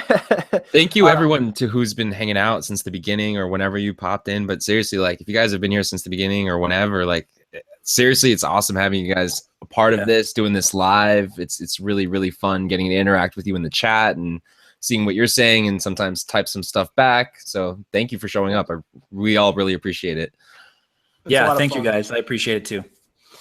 So what we probably will do going forward is I want to do a big SpawnCast show where we have Dave, OJ, and Shane. We're gonna try to make it happen. Everybody be on SpawnCast all at the same time. Oh man, the availability. Yes, yeah, I know it'll be fun.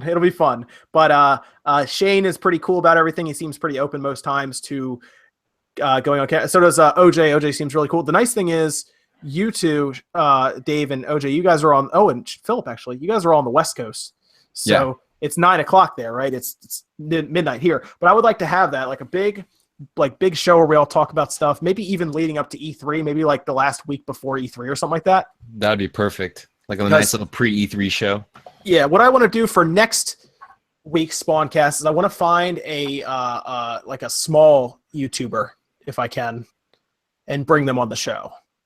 I was looking at Studio. Have you had well, I don't know. I'm trying to think. Nintendo Ultra. I was looking at Nintendo Ultra, but I think I want someone. He's like 11 or 12,000 subs or something like that now, right? Oh, okay. Yeah. I was looking at somebody who had like 1,000 subs.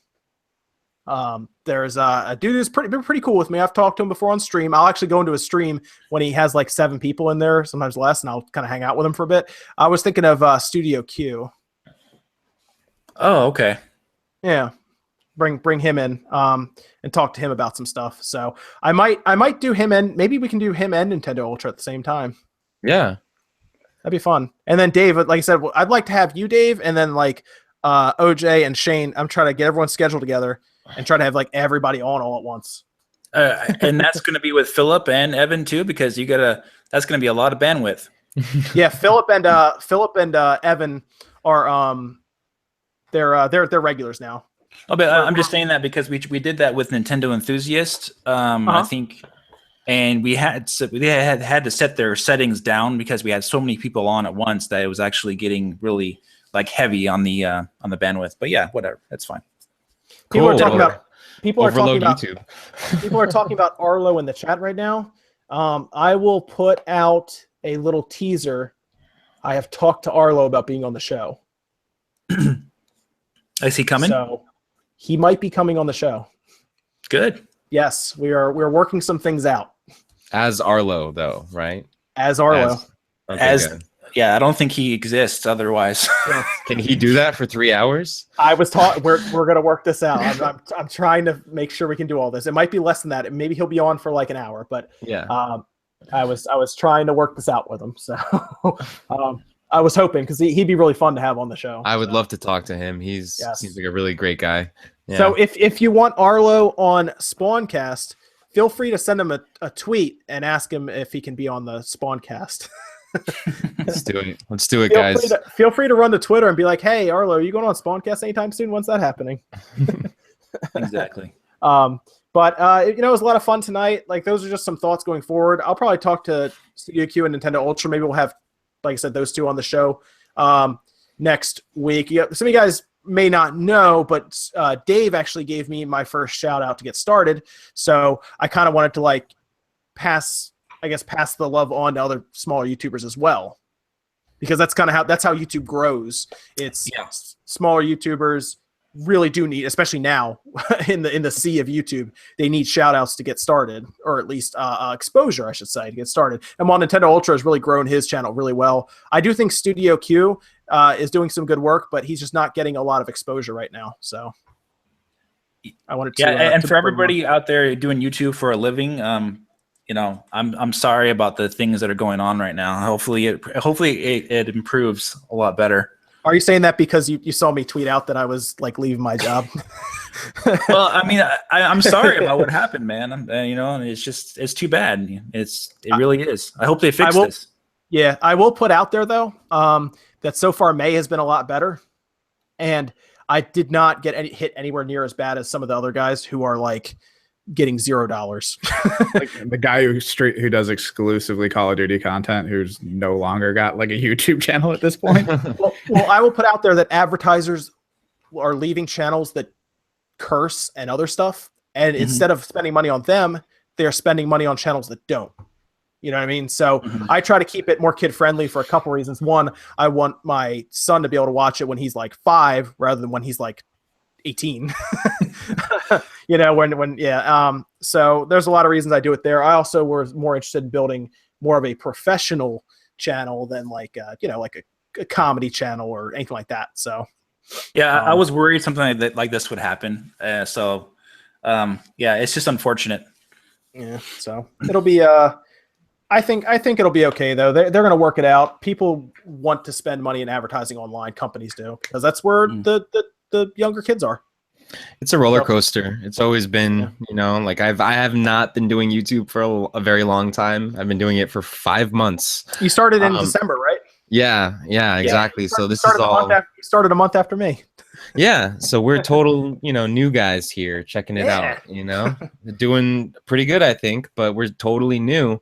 But I can only really speak for myself when I say that, I've always thought that it was a roller coaster, and I know that this is kind of, or I'm hoping that this is just another wave in that sort of storm, and hopefully we'll have an uptick next. We'll see. This is perfect actually, because that means that I can finally do this on stream real quick, which I was going to do a video for this anyway.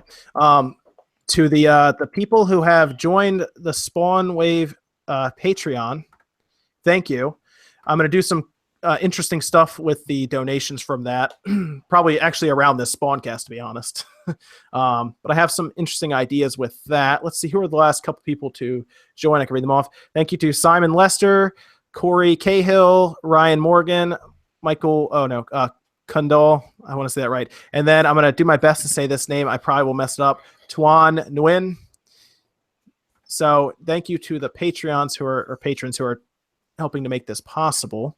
But that's another thing you may want to look into as well, Philip, if you're looking to get into that. But I wanted to make honestly, I wanted to make a Patreon just for, that's basically what this is probably going to end up being, is just for the SpawnCast, to be honest. Yeah. So yeah, like if people need microphones, I'll order microphones and stuff like that. To be honest, I don't know.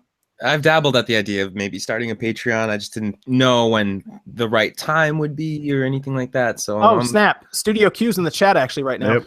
What up, Q? Oh, he heard his name. Yeah, he's in the chat. Yeah, well, oh, cool. He said he'd love to be on the SpawnCast next week. I'll get a hold of him. We'll get a hold of send him some info. Nintendo Ultra, man. We'll get him on here so we can get. Sony always wins, baby. Sony wins. Yeah, right. Yeah. I did see Nintendo Ultra in the chat earlier too. I was gonna say something, but we were on a roll. But we'll get a hold of them. I have both of them on Twitter, so we'll. He's a great guy. You'll love him.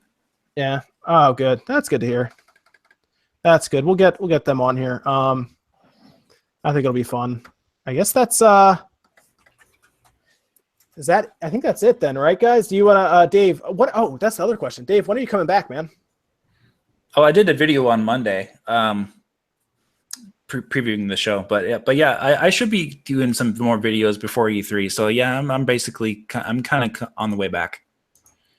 Okay. Very good. That's I enjoyed my break.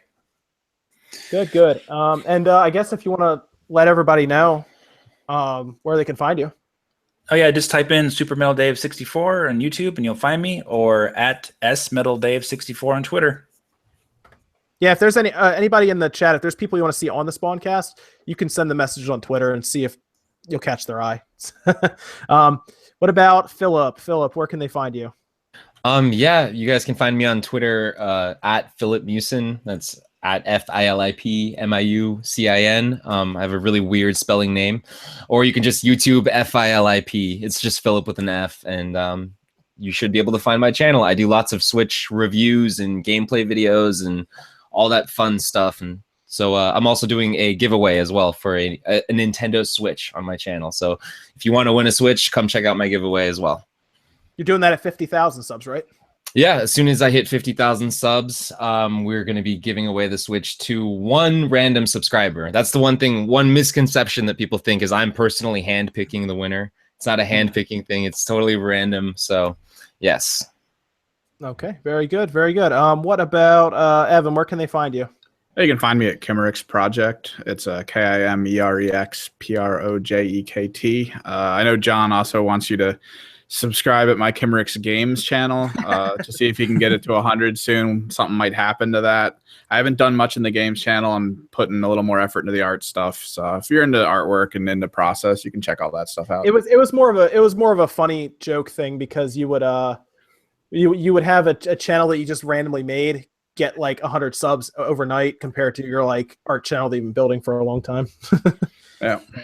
But I mean, they can find either way. You do art on your art channel, which is Kimmerix Project, and then you do gaming on your games channel, right? Kimmerix Games. Yep. Very good. That's all it is. Yeah, we're trying to get him to 100 subs just for fun, I guess, at this point. And then he'll be forced. He'll be forced then to play more games. So He'll become an unstoppable force on YouTube. Yeah. But I guess that'll do it for SpawnCast episode 6. This will be up on iTunes and SoundCloud tomorrow, so you can check it out there. If you are part of the Patreon account that we have set up, where you can pledge $1 and you can get access to this entire raw video file that'll go up there for the entire video podcast. Otherwise, there'll be parts up on YouTube throughout the week featuring different sections from this. And of course, you can just listen to everything from iTunes as well. But I guess that will do it for us here on SpawnWave Media. And definitely check us out, guys, throughout the week. Check out everybody here right now, whether it's SuperMetalDave64, Philip, or Kimmerix, also known as Evan, at their respective channels. And that'll do it for me, guys. My name is John. Thank you for watching SpawnCast. We'll see you next Saturday night, 9 o'clock Eastern, 6 p.m. Pacific.